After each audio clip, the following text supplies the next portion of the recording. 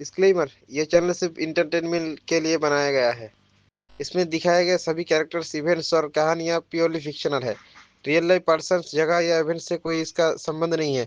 हमारा मकसद सिर्फ आपको एक फैंटेसी एक्सपीरियंस और स्टोरी टेलिंग का मजा देना है।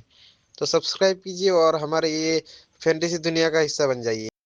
अगर आपको सिस्टम बेस्ड फैंटेसी, एक्शन और मैजिकल एडवेंचर्स पसंद है तो ये चैनल स्पेशली आपके लिए ही बनी है। सब्सक्राइब कीजिए और बन जाइए इस फैंटेसी जर्नी का हिस्सा। आकाश और पृथ्वी की 9वीं ध्वनि अचानक गूंज उठी। पिछली 8 ध्वनियों से भिन्न 9वीं प्रतिध्वनि लंबे समय तक क्षीण नहीं हुई। जिस क्षण वह ध्वनि गूंजी, 9 क्षेत्रों में स्वर्ग और पृथ्वी के नियम कांप उठे, मानो किसी झील में पत्थर फेंक दिया गया हो। कानून आपस में उलझ गए और अव्यवस्था के लक्षण दिखाई देने लगे।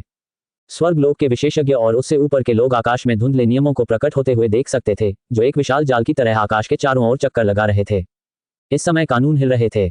जिस अवसर का चूजुबान लंबे समय से इंतजार कर रहा था, वह अंततः आ गया। जैसे ही स्वर्ग और पृथ्वी की ध्वनि गूंजी और नियम हिल उठे, स्वर्गीय दाव के नियम चुपचाप पूर्वी क्षेत्र में फैल गए और तुरंत पूर्वी क्षेत्र में स्वर्ग और पृथ्वी के 1/3 नियमों का स्थान ले लिया। ये पूर्वी क्षेत्र को शामिल करने और एक ठोस नींव रखने की दिशा में पहला कदम था। पश्चिमी क्षेत्र का उत्तरी भाग, रेगिस्तान में, जब स्वर्ग और पृथ्वी की आवाजें गूंज रही थीं, तभी अचानक अंतरिक्ष कांप उठा। रक्त के रंग की आध्यात्मिक ऊर्जा प्रवाहित हुई। फिर एक विशाल प्राचीन युद्ध क्षेत्र अपनी स्थानिक मुहर से बाहर निकला और रेगिस्तान में प्रकट हुआ। रक्त के रंग की आध्यात्मिक ऊर्जा से आकाश भर गया। रेगिस्तान में रहने वाले किसान अपनी सांसें थामे बैठे थे, उनकी आंखें धीरे धीरे चमकने लगीं। यह एक शानदार अवसर था। इसका मतलब यह था कि अंदर कई खजाने थे, खासकर बुरी किस्म के खजाने। प्राचीन युद्ध क्षेत्र में रक्त के रंग की आध्यात्मिक ऊर्जा इतनी सघन थी कि ऐसे खजानों की कोई कमी नहीं थी। इसके अलावा उनका स्तर भी निश्चित रूप से बहुत उच्च होगा। यहां तक कि दिव्य क्षेत्र के विशेषज्ञ भी प्रलोभन में पड़ गए थे। स्विश, सभी किसान पागलों की तरह प्राचीन युद्ध क्षेत्र की ओर दौड़ पड़े। कुछ लोगों ने अपने संचार ताबीजों का इस्तेमाल अपने परिवार और दोस्तों को सूचित करने के लिए किया, जो हिस्सा पाने या खजाने की खोज में शामिल होने के लिए तुरंत वहां पहुंच गए। उत्तरी क्षेत्र में स्थित प्राचीन युद्ध क्षेत्र की खबर धीरे धीरे फैल गई।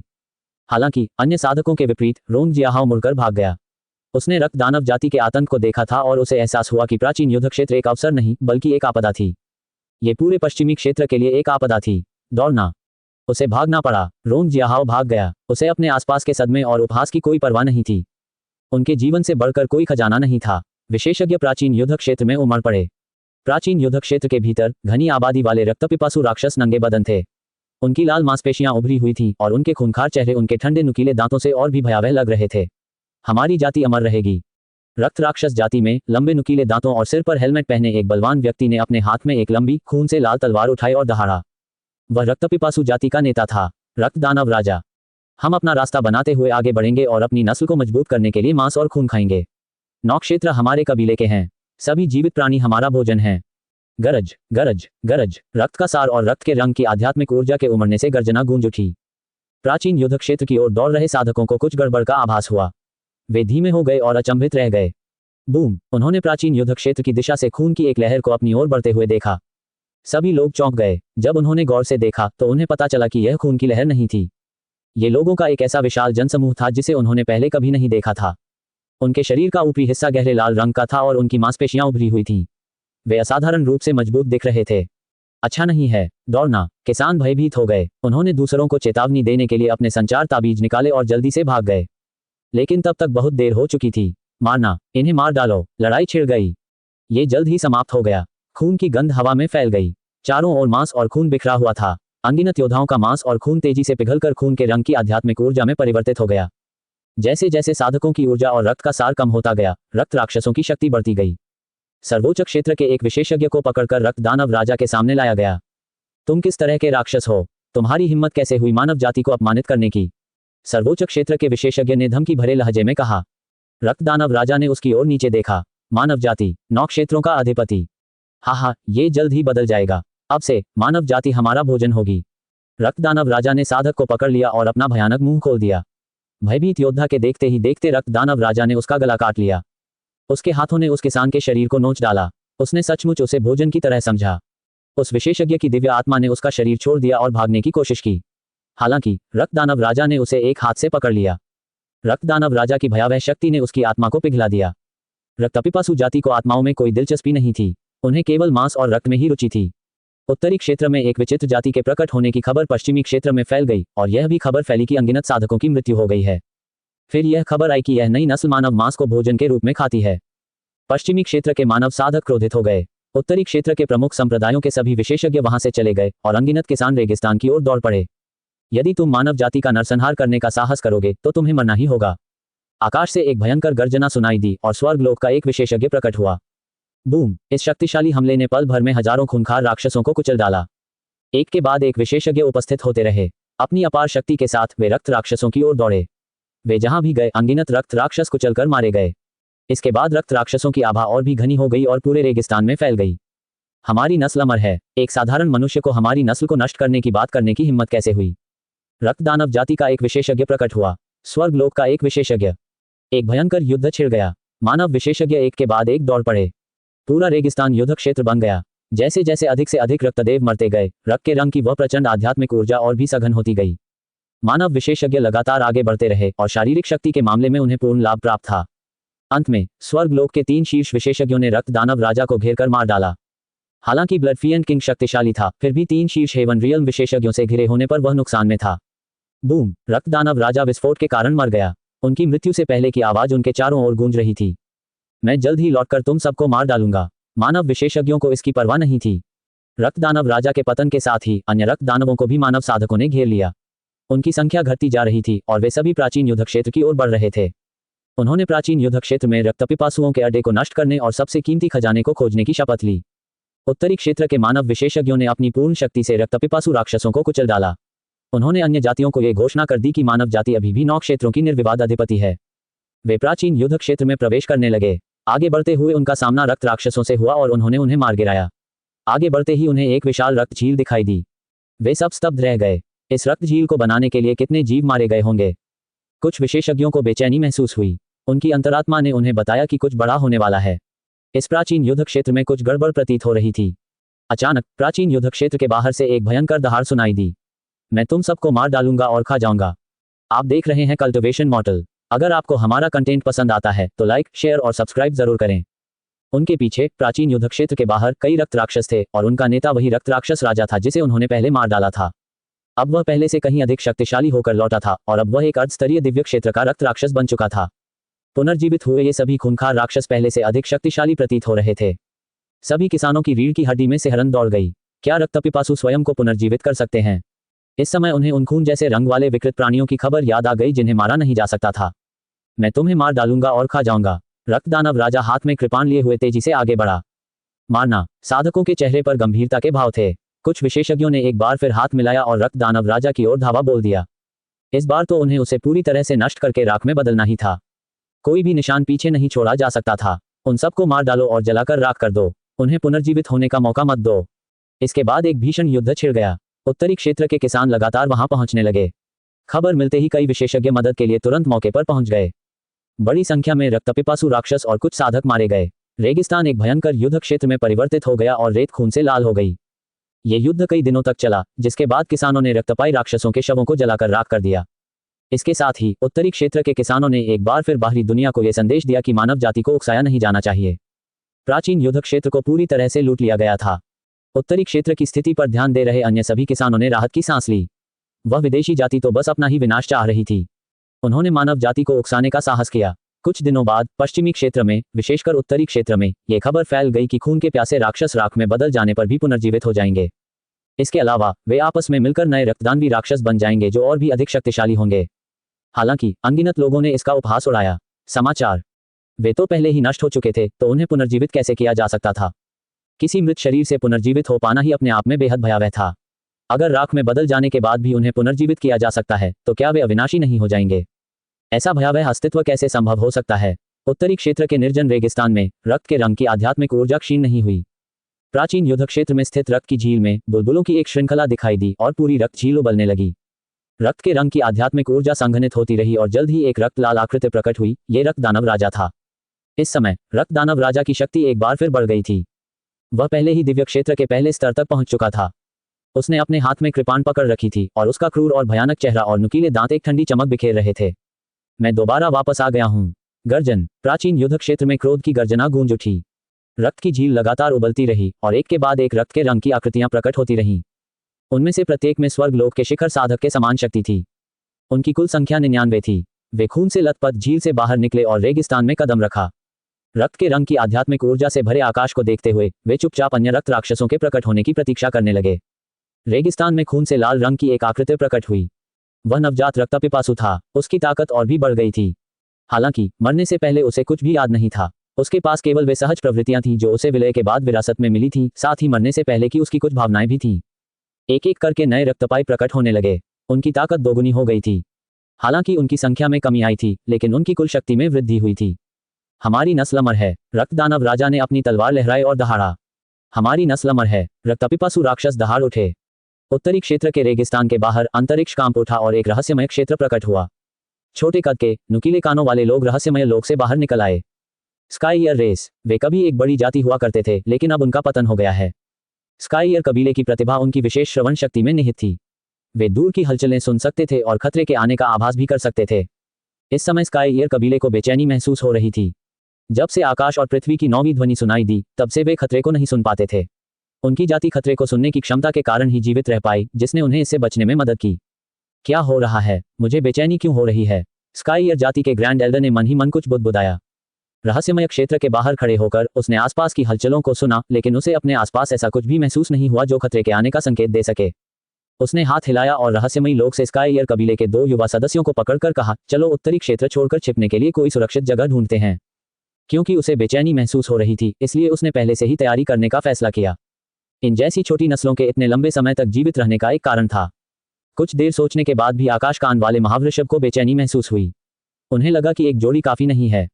उसने कुछ और जोड़ी कपड़े उठाए और उन्हें अलग अलग दिशाओं में फेंक दिया। मुझे उम्मीद है कि हम एक सुरक्षित जगह ढूंढ पाएंगे और जीवित रह पाएंगे। हे पूर्वज, कृपया हमारी जाति की रक्षा करें। स्काईयर कबीले के मुखिया ने मन ही मन कुछ बुदबुदाया। युवा कनिष्ठों को विदा करने के बाद स्काईयर प्रजाति अधिक सुरक्षित होगी। उनका एक ही झटके में सफाया नहीं होगा। जैसे ही स्काईयर कबीले के ग्रैंड एल्डर रहस्यमयी लोक में लौटने वाले थे, उन्हें एक धीमी सी गर्जना सुनाई दी। कुछ गड़बड़ लग रही थी। उसके दिल में बेचैनी बढ़ती गई। वह ये नहीं बता पा रहा था कि गर्जना किस दिशा से आ रही थी। दूर से रक्त के रंग की तीव्र आध्यात्मिक ऊर्जा आकाश में ऊपर की ओर उठती हुई दिखाई दी। इतना ही नहीं, ऐसा प्रतीत हो रहा था कि वह इसी दिशा में बढ़ रही है।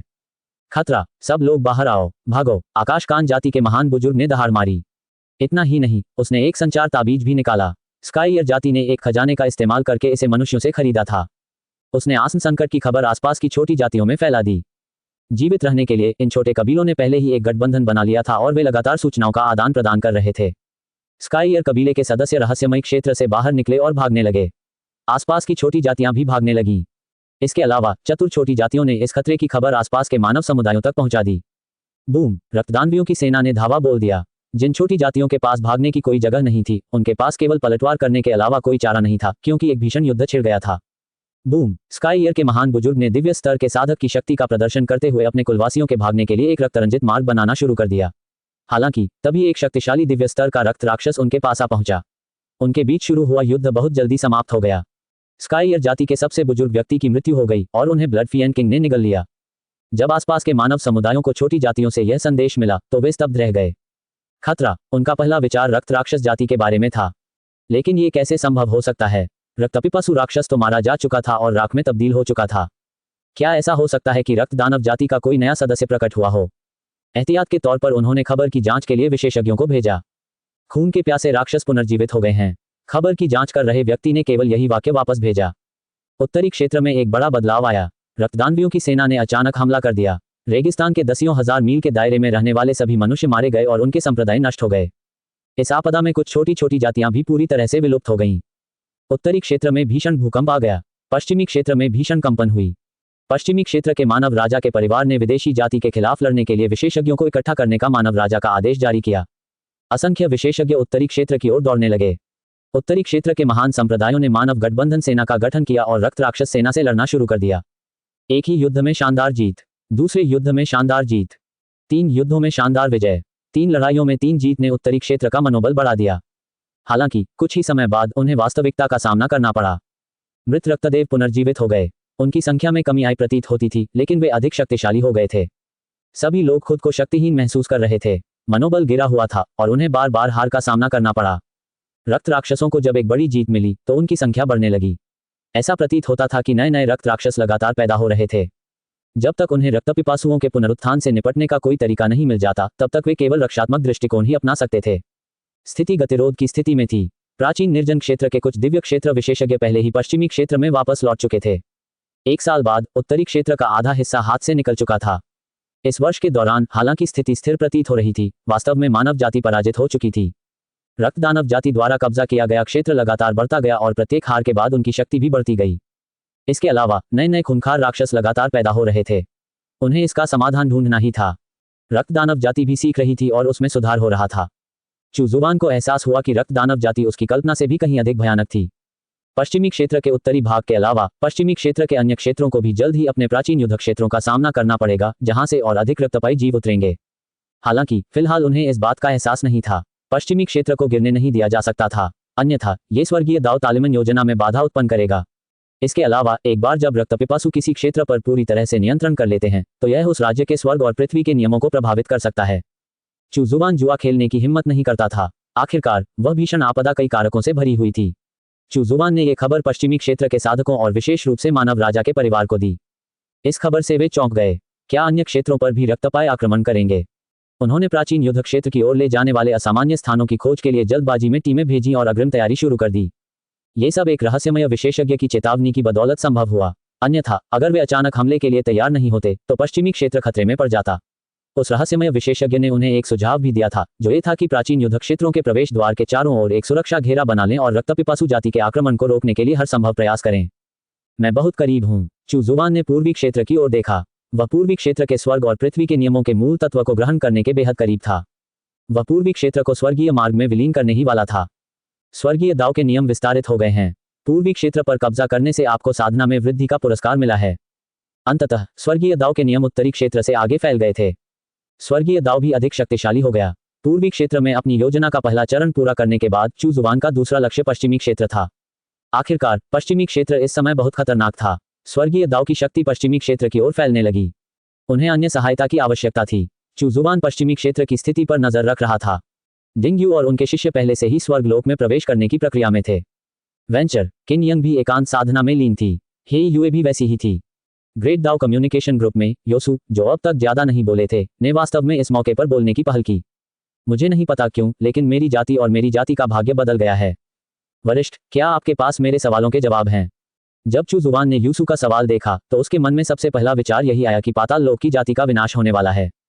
दरअसल नष्ट होने के बजाय वे भूत बनने वाले थे।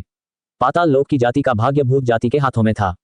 यूसु संभवतः उनमें से एकमात्र दाव क्षेत्र की विशेषज्ञ बची थी। भूत जाति के रूपांतरण ने स्वाभाविक रूप से उसे भी प्रभावित किया। फिलहाल उसके पास 2 विकल्प थे। या तो वह पाताल लोक की जाति की सदस्य के रूप में अपनी पहचान बनाए रख सकती थी, या फिर वह भूत जाति की पहचान अपना सकती थी। हालांकि योसु को इस बात का कोई अंदाजा नहीं था कि भाग्य में आए ये बदलाव पाताल लोक की जाति के रूपांतरण के कारण हुए थे। होंग युआन चू जैसे दाव युआन क्षेत्र के विशेषज्ञ भी इसके पीछे के रहस्यों को नहीं जानते थे। आखिरकार उन्होंने कभी किसी एक जाति को दूसरी जाति में बदलते हुए नहीं देखा था।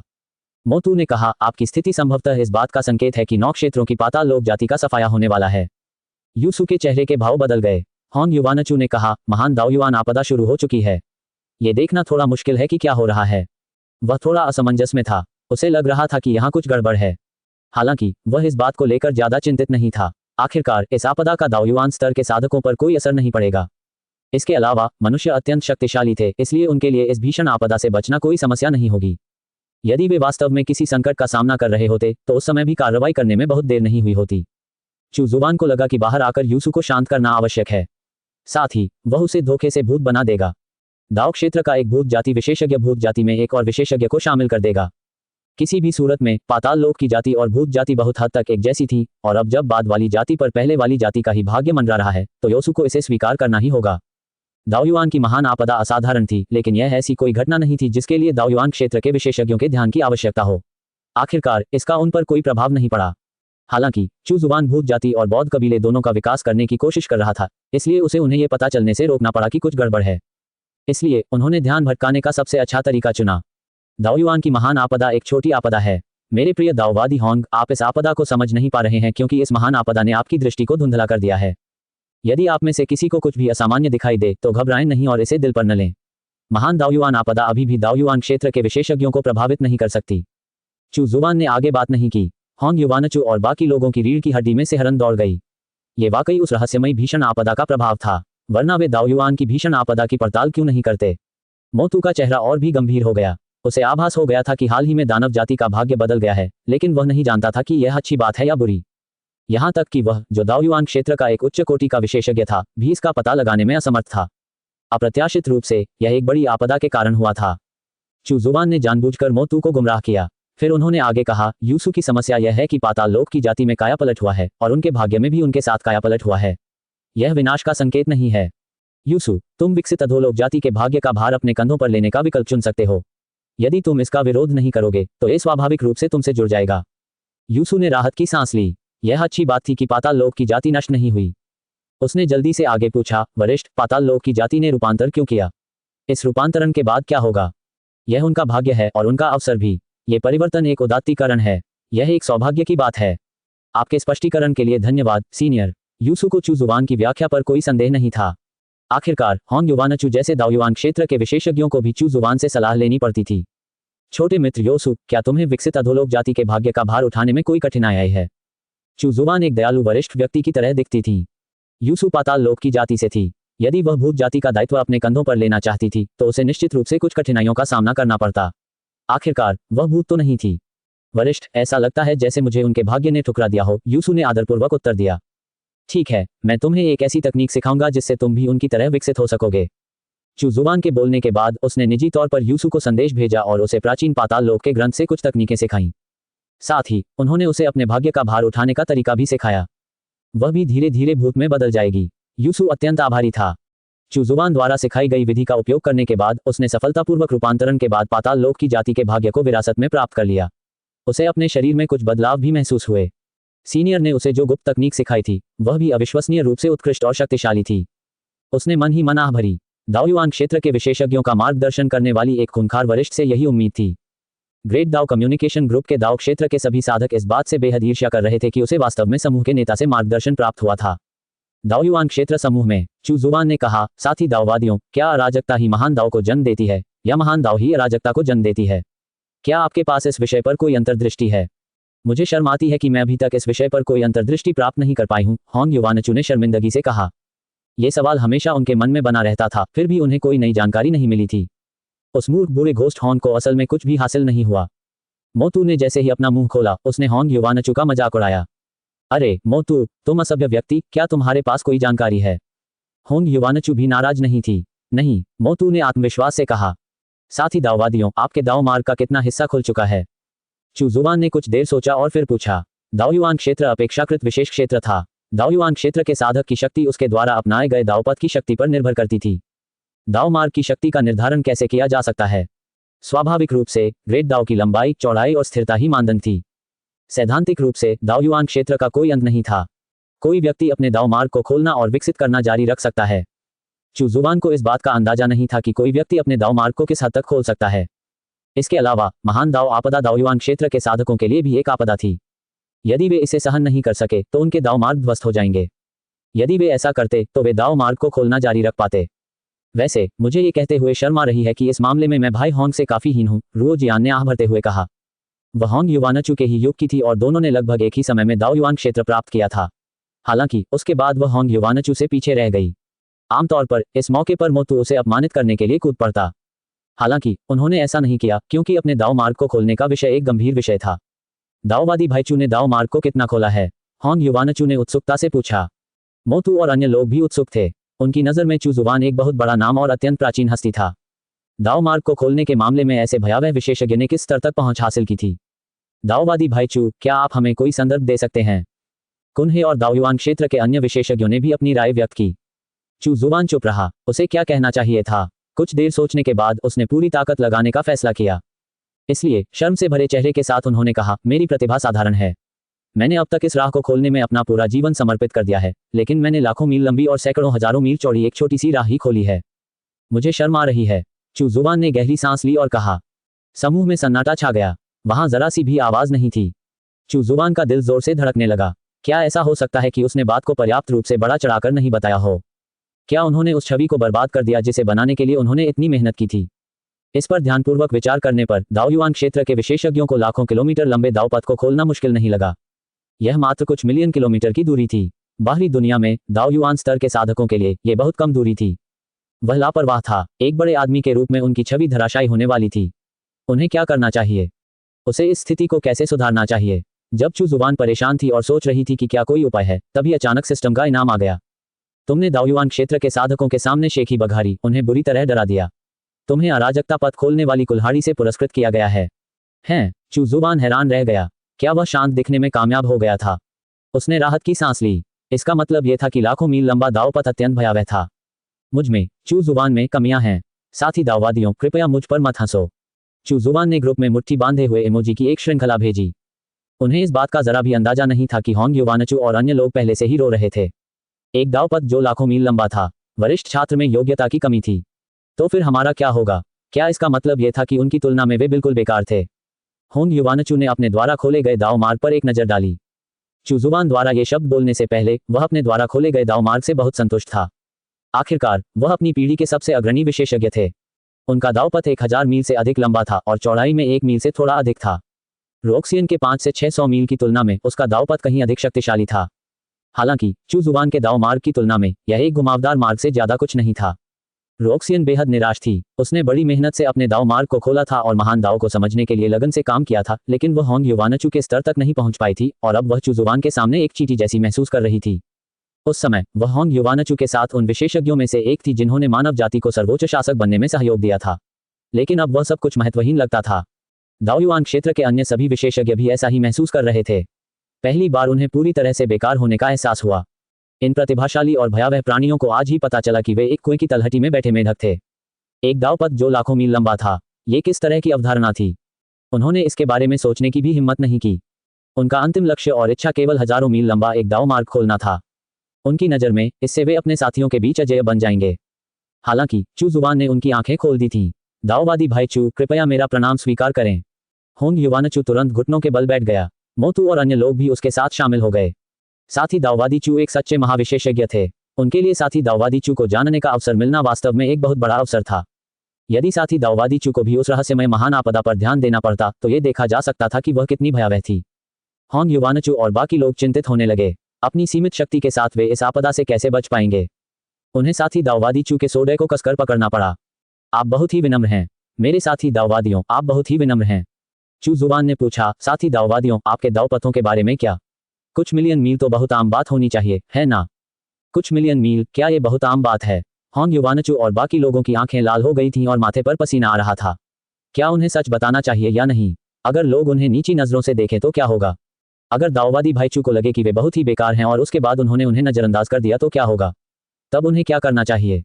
अगर उन्होंने सच नहीं बताया तो क्या होगा अगर दाववादी भाई चू को सच पता चल जाए? क्या उसके बाद उनकी दोस्ती खत्म नहीं हो जाएगी? होंग युवानचू असमंजस में थी। रोक्सियन ने सबसे पहले बात की। इस बारे में बात करते हुए मुझे ये कहते हुए शर्म आ रही है कि मेरी योग्यता बहुत कम है। अब तक मेरा दावपथ केवल लगभग 600 किलोमीटर लंबा है। रोक्सियन ने एक लंबी आह भरी। अल्पविराम। इसमें कोई हैरानी नहीं कि वे बुरी तरह डर गए थे। फर्क तो कुछ 100 किलोमीटर और कुछ मिलियन किलोमीटर का था। क्या अपने दाव मार्ग को खोलना वाकई इतना मुश्किल था? 2 दावयुआन के बाद उसने केवल कुछ 100 मील लंबा दावपथ ही खोला था। मेरे प्रिय दाववादी रोक्सियन, निराश मत होइए। कुछ 100 मील की दूरी भी कोई बुरी बात नहीं है।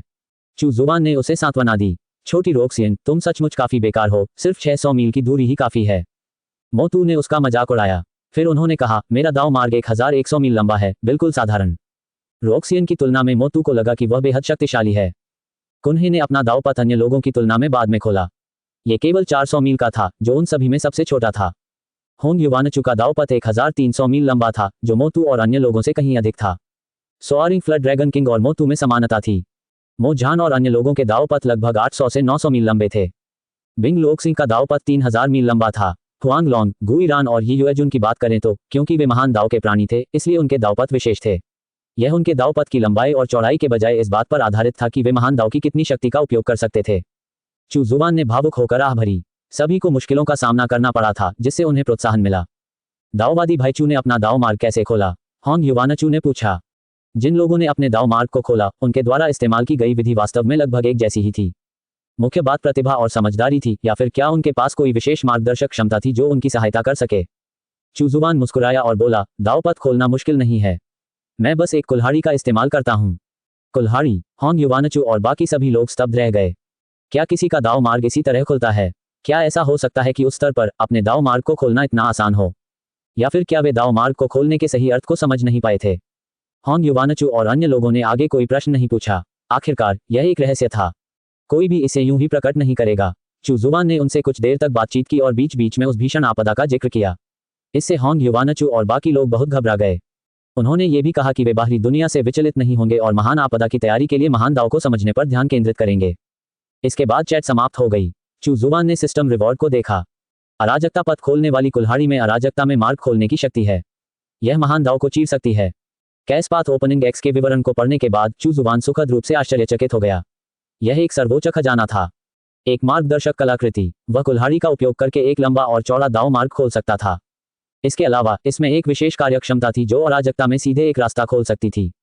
चू जुवान के मन में एक विचार आया, cash path opening X heaven splitting brush और अर्थ क्रिएशन स्क्रिप्चर के साथ मिलकर अत्यंत उपयोगी साबित होगा। मार्ग खोलने के अलावा कैश पाथ ओपनिंग एक्स की आक्रमण शक्ति भी अत्यंत शक्तिशाली थी। यह महान दाव को चीर सकता है। यदि वह इसका उपयोग युद्ध में करे तो वह विरोधी पक्ष के दाव को चीर सकता है। ऐसा प्रतीत हुआ कि अपनी बढ़ाई करने से भी बड़े लाभ मिल सकते हैं। यह एक सुखद आश्चर्य था। उसने अराजकता पथ खोलने वाली कुल्हाड़ी निकाली। ये बहुत ही सरल और सादी दिख रही थी। चाहे वह इसे किसी भी तरह से देखे, ये किसी सर्वोच्च खजाने जैसी नहीं लग रही थी। ये देखने में एक साधारण कुल्हाड़ी की तरह लग रही थी। उसे एक तरफ रखते हुए चू जुवान ने अपनी नजरें वापस पश्चिमी क्षेत्र की ओर घुमा लीं। पूर्वी क्षेत्र के पूर्वी भाग को स्वर्गीय दाव नियमों के अंतर्गत विलय किए जाने के बाद स्वर्गीय दाव नियमों ने पूर्वी क्षेत्र में एक आधार स्थापित कर दिया था। हालांकि इस समय सबसे अहम मुद्दा पश्चिमी क्षेत्र का था। रक्तपिपासु जाति सभी के लिए एक खतरा थी और वहां के साधकों के पास उनसे निपटने का कोई अच्छा तरीका नहीं था। हालांकि स्थिति गतिरोध में प्रतीत हो रही थी। चू जुवान जानता था कि जैसे जैसे महान दावयुआन आपदा आगे बढ़ती जाएगी, रक्त दानव जाति और भी शक्तिशाली होती जाएगी। पश्चिमी क्षेत्र का उत्तरी भाग पतन के कगार पर था। स्वर्गीय दाव के नियम पश्चिमी क्षेत्र के पश्चिमी भाग तक विस्तारित होते रहे। वहां के स्वर्गीय दाव नियमों के माध्यम से चू जुवान ने एक प्राचीन युद्ध क्षेत्र देखा जो पश्चिमी भाग में उतरने वाला था और अपने साथ और भी रक्त राक्षसों को ला रहा था। शायद हम और अधिक आक्रामक हो सकते हैं। चू जुबान सोच में पड़ गई। आप देख रहे हैं कल्टिवेशन मॉडल। अगर आपको हमारा कंटेंट पसंद आता है तो लाइक, शेयर और सब्सक्राइब जरूर करें।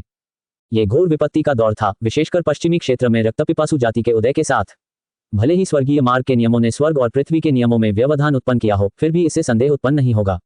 आखिरकार दिव्य क्षेत्र के साधक स्वर्ग और पृथ्वी के नियमों पर स्वर्गीय दाव नियमों के अतिक्रमण को नहीं देख सकते थे। फिलहाल दाव क्षेत्र के कोई विशेषज्ञ उपस्थित नहीं थे। दाव क्षेत्र के विशेषज्ञ अभी तक आपदा में प्रवेश नहीं कर पाए थे। चू जुबान को चिंता थी कि रक्त दानव जाति के प्रकट होने से स्वर्ग और पृथ्वी के नियम कुछ हद तक प्रभावित होंगे, जिससे उसकी योजना में बाधा उत्पन्न होगी। विपत्ति झेलने वाली इस जाति में हमेशा से कुछ खास बात रही है। हालांकि पूरी स्थिति अनिश्चित होने के कारण ही अवसर उत्पन्न हुए थे। चू जुबान ने जोखिम उठाने और इसे आजमाने का फैसला किया। कम से कम वह ये चाहता था कि रक्त दानव जाति के पश्चिमी क्षेत्र पर आक्रमण करने से पहले स्वर्गीय दाव के नियम स्वर्ग और पृथ्वी के नियमों के 1/3 हिस्से को निगल लें। इसी विचार के साथ उसने अपना हाथ हिलाया और उसके हाथ में स्वर्गीय दाव ताबीज प्रकट हो गया। चू जुबान के हाथ में महान दाव का लघु रूप प्रकट हुआ और उसने स्वयं को स्वर्गीय दाव ताबीज के चारों ओर लपेट लिया। उत्पत्ति दाव क्रिस्टल की दाव आभा के अंशों को भी स्वर्गीय दाव ताबीज में समाहित किया गया ताकि इसे महान दाव से जोड़ा जा सके और महान दाव द्वारा इसे प्रतिकर्षित होने से बचाया जा सके। स्वर्गीय दाव ताबीज पर लगे अराजकता के पत्थर हल्की काली रोशनी से चमक रहे थे। बूम! स्वर्गीय दाव नियमों की शक्ति अचानक भड़क उठी। चू जुबान ने तुरंत उत्तरी क्षेत्र के स्वर्गीय दाव नियमों की 1/3 शक्ति को अवशोषित कर लिया और उसे पश्चिमी क्षेत्र के पश्चिमी भाग की ओर निर्देशित कर दिया। काफी हंगामा हुआ था। स्वर्गलोक और उससे ऊपर के सभी साधकों ने कुछ बदलाव महसूस किए। क्या स्वर्गीय दाव के नियम उथल पुथल में थे? क्या ये किसी बड़ी आपदा का संकेत हो सकता है? पश्चिमी क्षेत्र के पश्चिमी भाग से अचानक बहुरंगी प्रकाश निकला। रहस्यमय प्रतीक कुछ क्षणों के लिए हवा में झिलमिलाते रहे और फिर दुनिया कांपने लगी। पश्चिमी क्षेत्र के सभी साधकों के चेहरे पर गंभीरता छाई हुई थी। क्या सच में रक्तपिपासु जाति प्रकट हो गई थी? क्या पश्चिमी क्षेत्र में कोई भीषण आपदा आने वाली थी? परिवर्तन के स्रोत का पता लगाने और प्रतिकार उपायों की तैयारी के लिए विशेषज्ञों का एक समूह एकत्रित हुआ। स्वर्गीय दाव के नियमों ने पश्चिमी क्षेत्र के स्वर्ग और पृथ्वी के नियमों को शीघ्र ही आत्मसात कर लिया। यद्यपि इससे कुछ उथल पुथल हुई, लेकिन इसे बहुत अधिक अस्वीकृति का सामना नहीं करना पड़ा। आखिरकार चू जुबान द्वारा उपयोग किए गए स्वर्गीय दाव नियमों की शक्ति पूरी तरह से स्वर्ग और पृथ्वी के मूल नियमों से प्राप्त हुई थी।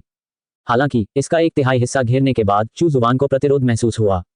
हालांकि यह शक्तिशाली नहीं था, फिर भी उसने तुरंत ही स्वर्गीय दाव के नियमों को और अधिक अवशोषित करने से रोक दिया। वह प्रतिरोध केवल स्वर्ग और पृथ्वी के नियमों से ही नहीं, बल्कि महान दाव से भी आया था। चू जुबान ने आगे बोलने की हिम्मत नहीं की। यदि महान दाव द्वारा स्वर्गीय दाव के नियमों को अस्वीकार कर दिया गया तो उसकी योजना विफल हो जाएगी। बहरहाल उसने अपना लक्ष्य हासिल कर लिया था। चू जुबान ने राहत की सांस ली। पश्चिमी क्षेत्र में स्थिति बहुत तेजी से बिगड़ने पर भी जब तक बिल्कुल जरूरी न हो, चू जुबान सीधे हस्तक्षेप नहीं करना चाहता था। आखिरकार वह अलग दिखना नहीं चाहता था, वह केवल शांतिपूर्वक आंगन में रहना चाहता था। चू जुबान ने असंख्य दिव्य दर्पण निकाला और उसे दानव क्षेत्र से जोड़ा। वह विचार कर रहा था कि क्या उसे दानव जाति को बौद्ध धर्म में परिवर्तित करने की प्रक्रिया में तेजी लानी चाहिए या नहीं। क्या विपत्ति के दानव क्षेत्र तक पहुंचने से पहले उसे दानव क्षेत्र को बौद्ध क्षेत्र में परिवर्तित कर देना चाहिए। वह इस तथ्य का लाभ उठा सकता था कि दानव क्षेत्र में कोई दाव स्तर का साधक नहीं था, ताकि वह दानव बुद्ध की सहायता के लिए बौद्ध सेवकों को भेज सके। राक्षस जाति को बौद्ध धर्म में परिवर्तित करने के लिए बलपूर्वक प्रयास करने से कुछ समस्याएं उत्पन्न हो सकती हैं। शायद यदि वह कोमल और कठोर दोनों तरह के तरीके अपनाए तो कोई चमत्कार हो जाए। चू जुआन ने दानव जाति को बौद्ध धर्म में परिवर्तित करने की प्रक्रिया को तेज करने का फैसला किया। वह बौद्धों में से कुछ विशेषज्ञों का चयन करेगा और उनके लिए पुनर्जन्म के रक्त की एक बूंद को संघनित करेगा। वह उन्हें स्वर्गिक दानव जनजाति के विरुद्ध एक भीषण युद्ध में मरने देगा। तब उनका पुनर्जन्म होगा। ऐसा दृश्य स्वर्गिक दानव जनजाति को अवश्य चौंका देगा। स्वर्गिक दानव जनजाति के कई विशेषज्ञ अवश्य ही बौद्ध धर्म अपनाने के लिए प्रेरित होंगे। आखिरकार यह एक अतिरिक्त जीवन मिलने के बराबर था। खेती का उद्देश्य क्या था? क्या अंतिम लक्ष्य अधिक समय तक जीवित रहना नहीं था? क्या यह अनंत काल के लिए है? यदि कोई बौद्ध धर्म अपना लेता तो उसे दूसरा जीवन जीने का अवसर मिलता। ये प्रलोभन ही काफी प्रबल था। ये स्थिति विशेष रूप से उन विशेषज्ञों के लिए थी जो पहले से ही एक गतिरोध में फंस चुके थे और उससे बाहर नहीं निकल पा रहे थे। वे अपने कार्यकाल के अंत के कगार पर थे। भले ही उनमें स्वर्गीय दानव जनजाति से संबंधित होने की प्रबल भावना हो, फिर भी वे हिल जाएंगे। बौद्ध सेवकों की प्रबल शक्ति के साथ बौद्ध वंश निश्चित रूप से स्वर्गीय दानव जनजाति को हराने और पूरे दानव क्षेत्र में बौद्ध धर्म को तेजी से फैलाने में सक्षम होगा। दानव क्षेत्र में मौजूद असंख्य दानव तब धर्मनिष्ठ बौद्ध बन जाते थे। चू जुआन ने फैसला किया कि दानव बुद्ध के स्वर्ग लोक में प्रवेश करने के बाद वह दानव जाति के धर्म परिवर्तन की प्रक्रिया को तेज करने के लिए बौद्ध सेवकों को दानव क्षेत्र में भेजेगा। जब दानव क्षेत्र बौद्ध क्षेत्र बन गया और दानव बौद्ध बन गए तो बौद्ध अनुयायियों की संख्या में वृद्धि होगी और बौद्ध सेवकों की शक्ति में भी वृद्धि होगी। इसे एक तीर से दो निशाने लगाना कहा जा सकता है। तब तक दानव जाति के दाव क्षेत्र के विशेषज्ञों के लिए हस्तक्षेप करना बहुत देर हो चुकी होगी। 1 साल बाद पश्चिमी क्षेत्र की स्थिति बदल गई थी। पश्चिमी क्षेत्र के उत्तरी भाग में आकाश और पृथ्वी कांप उठे। एक और प्राचीन युद्ध क्षेत्र प्रकट हुआ और उत्तरी भाग पर उतर आया। रक्तदानवीर जाति प्राचीन युद्ध क्षेत्र से उमड़ पड़ी। वहां असंख्य रक्त पिपासु प्राणी थे और रक्त के रंग की आध्यात्मिक ऊर्जा हर जगह फैली हुई थी, जिसने उत्तरी क्षेत्र के आधे हिस्से को ढक रखा था। मानव साधक अत्यंत गंभीर थे। उन्होंने रक्तपाई जाति के आक्रमण को रोकने के प्रयास में लगातार सैन्य संरचनाएं बनाई। इसके अलावा वे अपनी पुनर्जीवित होने की क्षमता से निपटने का तरीका भी खोजते रहे। अब तक जो बात पुष्ट हो सकी है वह यह है कि रक्त राक्षसों को पुनर्जीवित होने के लिए रक्त के रंग की आध्यात्मिक ऊर्जा की आवश्यकता होती है। दूसरे शब्दों में कहें तो यदि रक्त के रंग की आध्यात्मिक ऊर्जा को शुद्ध कर दिया जाए तो रक्त राक्षस पुनर्जीवित नहीं हो पाएंगे। लेकिन इतनी बड़ी मात्रा में रक्त के रंग की आध्यात्मिक ऊर्जा को कैसे शुद्ध किया जा सकता है? पश्चिमी क्षेत्र के कलाकृतियों के शोधक, निर्माण विशेषज्ञ और रसायन शास्त्री दिन रात शोध करते रहे। उन्होंने कई प्रकार की शुद्धिकरण कलाकृतियों और शुद्धिकरण संरचनाओं का आविष्कार किया था। हालांकि खपत बहुत अधिक थी, जिसके कारण वे टिकाऊ नहीं रह सके। उत्तरी क्षेत्र के अलावा पश्चिमी क्षेत्र के अन्य क्षेत्रों में प्राचीन युद्ध क्षेत्रों के अस्तित्व के संकेत दिखाई दे रहे थे। उनके पास उपलब्ध मौजूदा तरीकों से इतनी बड़ी मात्रा में रक्त के रंग की आध्यात्मिक ऊर्जा को शुद्ध करने में दशकों लग जाएंगे और इसके लिए उन्हें पूरे पश्चिमी क्षेत्र की शक्ति को एकत्रित करना होगा। इसके अलावा खून के प्यासे राक्षस भी चुप नहीं बैठेंगे। ये सचमुच एक विपत्ति थी। मानव साधक रक्त राक्षस जाति के आक्रमण से बचाव के लिए सतर्क थे। अप्रत्याशित रूप से नए रक्त राक्षसों ने अन्य रक्त राक्षसों पर हमला करना शुरू कर दिया। आंतरिक कलह खुशी का कारण होना चाहिए था, हालांकि कोई भी खुश नहीं था। आपसी लड़ाई में कई खूंखार राक्षस मारे गए थे, जिसका मतलब था कि पुनर्जीवित होने के बाद वे और भी शक्तिशाली हो जाएंगे। आपसी कलह ने उन्हें कमजोर नहीं बनाया बल्कि और मजबूत बना दिया। इसी बीच एक और भी अधिक शक्तिशाली रक्त राक्षस राजा का जन्म हुआ, साथ ही कई अन्य शक्तिशाली रक्त राक्षसों का भी। असली खतरा अब आने वाला था। रक्त राक्षस आपस में लड़ रहे थे और एक दूसरे को खा रहे थे। पहला रक्त राक्षस राजा नए रक्त राक्षस राजा से लड़ रहा था। गर्जना से आकाश कांप उठा और रक्त के रंग की आध्यात्मिक ऊर्जा हर जगह उमड़ पड़ी। मानव विशेषज्ञ चुपचाप देखते रहे। हालांकि वे जानते थे कि अगर खून के प्यासे राक्षस लड़ते रहे और अधिक शक्तिशाली विशेषज्ञ पैदा होते रहे तो उनके पास इसे रोकने का कोई तरीका नहीं था। आखिरकार इससे कोई फर्क नहीं पड़ता कि उनकी मृत्यु इंसानों के हाथों होती है या खुद उनके हाथों, वे फिर भी और मजबूत हो जाएंगे। वे जो कर सकते थे वह यही था कि रक्तपिपासु जाति के आक्रमण को टालने की पूरी कोशिश करें। उन्हें समाधान खोजने के लिए समय चाहिए था। आपसी कलह 1 महीने तक जारी रही, जिसके बाद रक्तपिपासु एकजुट हो गए और उन्होंने अपना आक्रमण शुरू कर दिया। उन्होंने मनुष्य की 12 महान संरचनाओं को भेद दिया। लड़ाई और भी तीव्र हो गई। मानव जाति का क्षेत्र लगातार सिकुड़ता जा रहा था और अनगिनत लोग मारे जा रहे थे। इसके विपरीत रक्तपिपासु राक्षस और भी अधिक शक्तिशाली होते जा रहे थे। पीछे हटना। मानव विशेषज्ञों ने निकासी के आदेश जारी करने शुरू कर दिए। सभी आम लोग या सम्राट स्तर से नीचे के योद्धा, युवतियां और बच्चे पीछे हटने लगे। पश्चिमी क्षेत्र के मानव राजा के गु परिवार ने मानव राजा का आदेश जारी किया। 1 महीने बाद गु परिवार के वर्तमान मुखिया की युद्ध में मृत्यु हो गई। सम्राट स्तर से नीचे के असंख्य आम लोग और साधक जो समय पर सुरक्षित स्थान पर नहीं पहुंच सके, वे सभी रक्त राक्षसों के हाथों में पड़ गए। उन्हें कैद में रखा गया था। उन्हें भोजन के रूप में रखा जाता था। अन्य क्षेत्रों के योद्धा सहायता प्रदान करने के लिए पश्चिमी क्षेत्र में प्रवेश करने लगे। चू जुबान ने स्वर्गीय दाव ताबीज के माध्यम से उत्तरी क्षेत्र की दुखद स्थिति देखी। उसका मन विचलित हो गया। वह कई बार हस्तक्षेप करना चाहता था। कैद में रखी गई महिलाओं और बच्चों को खून के प्यासे राक्षसों द्वारा भोजन के रूप में खाए जाते हुए देखना समय समय पर उसे विचलित कर देता था। सर, मुझे ऐसा क्यों लग रहा है कि आप चिंतित हैं? क्या आप बाहर जाकर आराम करना चाहते हैं? सू शियान एर ने खुशी से पूछा। उसने चू जुबान को कभी बाहर जाते नहीं देखा था। जब से वह इस छोटे से आंगन में आई थी, तब से वह कभी यहाँ से नहीं गया था। चू जुबान चौंक गया। उसने जल्दी से खुद को शांत किया और अपना ध्यान दूसरी तरफ मोड़ लिया। उसने मन ही मन खुद को कोसा। वह लगभग अपना आपा खो बैठा था। इस व्यवस्था ने उसे जरूर लुभाया होगा। वह लगभग अपना रिकॉर्ड खो बैठा था। बाहर चलें, क्या ये जगह बिल्कुल ठीक नहीं है? चू जुबान ने बाहर जाने की इच्छा से इनकार किया। शांत हो जाओ, उसे शांत होना ही होगा। उन्हें अपना संयम बनाए रखना था और स्वर्गीय दाव ताबीज योजना को आगे बढ़ाना था। शांत रहो, शांत रहो, चू जुबान खुद को बार बार याद दिलाता रहा। चू जुबान ने अपनी मानसिक स्थिति को स्थिर किया और साधना शुरू की। उसने अपना ध्यान स्वर्गीय ताबीज से हटाकर उसे धीरे धीरे स्वर्ग और पृथ्वी के नियमों को आत्मसात करने दिया। सर, मैं स्वर्ग लोक में प्रवेश करने ही वाला हूँ। सू शियान एर ने उसका हाथ खींचा और मुस्कुराए। अभी कुछ ही समय बीता था और वह स्वर्ग लोक में प्रवेश करने ही वाली थी। यह एक ऐसा लोक था जहां अनगिनत साधक अपने जीवन काल में कभी नहीं पहुंच पाते। जी हाँ, आगे बढ़ो, ये तो स्वर्ग लोक है। ज्यादा घमंड मत करो, चू जुबान ने सिर हिलाते हुए कहा। सू शियान एर खुशी खुशी आगे बढ़ने के लिए निकल पड़ी। स्वर्ग लोक में प्रवेश करने के लिए निश्चित रूप से कठिनाइयों का सामना करना पड़ेगा।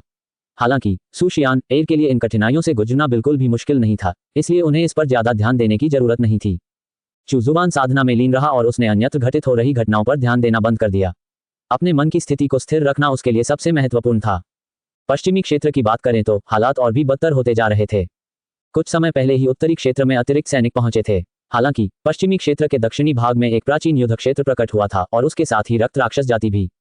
सौभाग्यवश पश्चिमी क्षेत्र के दक्षिणी भाग ने पहले से ही तैयारी कर रखी थी। उन्होंने अस्थायी रूप से उस रक्तपिंड को प्राचीन युद्ध क्षेत्र के भीतर ही कैद कर लिया था। हालांकि किसी को भी ये पक्का पता नहीं था कि सील को कितने समय तक बरकरार रखा जा सकता है। उत्तरी क्षेत्र के मनुष्य बड़ी संख्या में पलायन कर गए। सम्राट स्तर से नीचे के अनगिनत साधक, साथ ही महिलाएं और बच्चे उत्तरी क्षेत्र से पीछे हट गए और भाग गए। उत्तरी क्षेत्र में 10 मिलियन से अधिक किसान प्रभावित हुए थे। उत्तरी क्षेत्र का आधे से अधिक भाग रक्त के रंग की आध्यात्मिक ऊर्जा से घिरा हुआ था जिसे बिखेरा नहीं जा सकता था। ऐसा प्रतीत होता था मानो स्वर्ग और पृथ्वी के नियम भी रक्त से सने हुए हों। 6 महीने से भी अधिक समय बाद बूम, पश्चिमी क्षेत्र के उत्तरी भाग में अनगिनत किसान रो पड़े। कई लोगों की आंखों में निराशा छाई हुई थी। मानव जाति का एक दिव्य क्षेत्र विशेषज्ञ गिर पड़ा। गु परिवार के सबसे बड़े बुजुर्ग, जो रक्त दानव राजा के खिलाफ युद्ध लड़ने वाले 5वें स्तर के दिव्य क्षेत्र के विशेषज्ञ थे, का निधन हो गया। मानव जाति के दिव्य क्षेत्र के विशेषज्ञ के पतन ने उत्तरी क्षेत्र के पतन का भी संकेत दिया।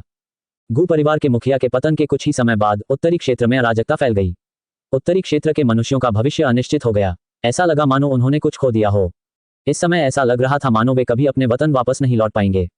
इसी दिन उत्तरी क्षेत्र का नंबर 1 प्रतिभाशाली व्यक्ति रक्तपात राक्षसों के खिलाफ लड़ाई में शहीद हो गया था। उत्तरी क्षेत्र के मनुष्यों में निराशा छा गई। उत्तरी क्षेत्र की कई छोटी जातियां इस भीषण आपदा में पूरी तरह से नष्ट हो गईं। शेष बचे लोग मानव जाति के साथ उत्तरी क्षेत्र छोड़कर चले गए। वे उस टीम में भी शामिल हो गए जो रक्त राक्षसों की पुनर्जीवित होने की क्षमता से निपटने के तरीकों पर शोध कर रही थी। चू जुबान ने आह भरी। पश्चिमी क्षेत्र के उत्तरी भाग का भाग्य का पुत्र मर चुका था। पश्चिमी क्षेत्र के उत्तरी भाग का भाग्य बदल गया था और अब इसकी जिम्मेदारी रक्तपिपासु जाति पर आ जाएगी। जैसा कि अपेक्षित था, स्वर्ग और पृथ्वी के नियम भी बदल जाएंगे। चू जुबान को इस बात का सौभाग्य महसूस हुआ कि उसने पश्चिमी क्षेत्र के पश्चिमी भाग में पहले से ही नींव रख दी थी। रक्त दानव जाति विपत्ति लाने वाली जाति थी, इसलिए स्वाभाविक रूप से उनका कुछ विशेष भाग्य था। इस भीषण आपदा में भाग्य के बच्चे भी नष्ट हो जाएंगे। आखिरकार 9 क्षेत्र इतने विशाल थे और भाग्य की संतानें भी बहुत थीं। विपत्ति में उठने में सक्षम लोग तो केवल कुछ ही थे। आपकी दासी सू शियान एर ने स्वर्गलोक में प्रवेश कर लिया है। आपको इसके बदले में अराजक ऊर्जा का एक पिंड दिया गया है। सिस्टम का इनाम अचानक मिल गया, लेकिन चू जुबान को इससे आश्चर्य नहीं हुआ। स्वर्गलोक में प्रवेश करने के बाद सू शियान एर अब और चैन से नहीं बैठ सकती थी। सर, मैं सू परिवार में वापस जाना चाहता हूँ। सफलता मिलने के बाद उसका आत्मविश्वास बहुत बढ़ गया। उसने फैसला किया कि अब सू परिवार के पास वापस जाकर उन्हें एक बार फिर परेशान करने का समय आ गया है। असुर प्राचीन भूमि के खुलने से उसे अपना क्रोध निकालने का एक संक्षिप्त अवसर मिल गया था। हालांकि अभी भी कुछ लोग ऐसे थे जिन्हें दंडित किया जाना बाकी था। जाना, चू जुबान ने सिर हिलाया। सर, मैं जल्द ही वापस आऊंगा। सू शियान एर बेहद खुश थी। उसने तुरंत चू युन को विदाई दी और चू परिवार के क्षेत्र से चली गई। पश्चिमी क्षेत्र का उत्तरी भाग पराजित हो चुका था। समय रहते भागने में असफल रहे अनगिनत मनुष्य रक्तपिपासु राक्षसों का शिकार बन गए।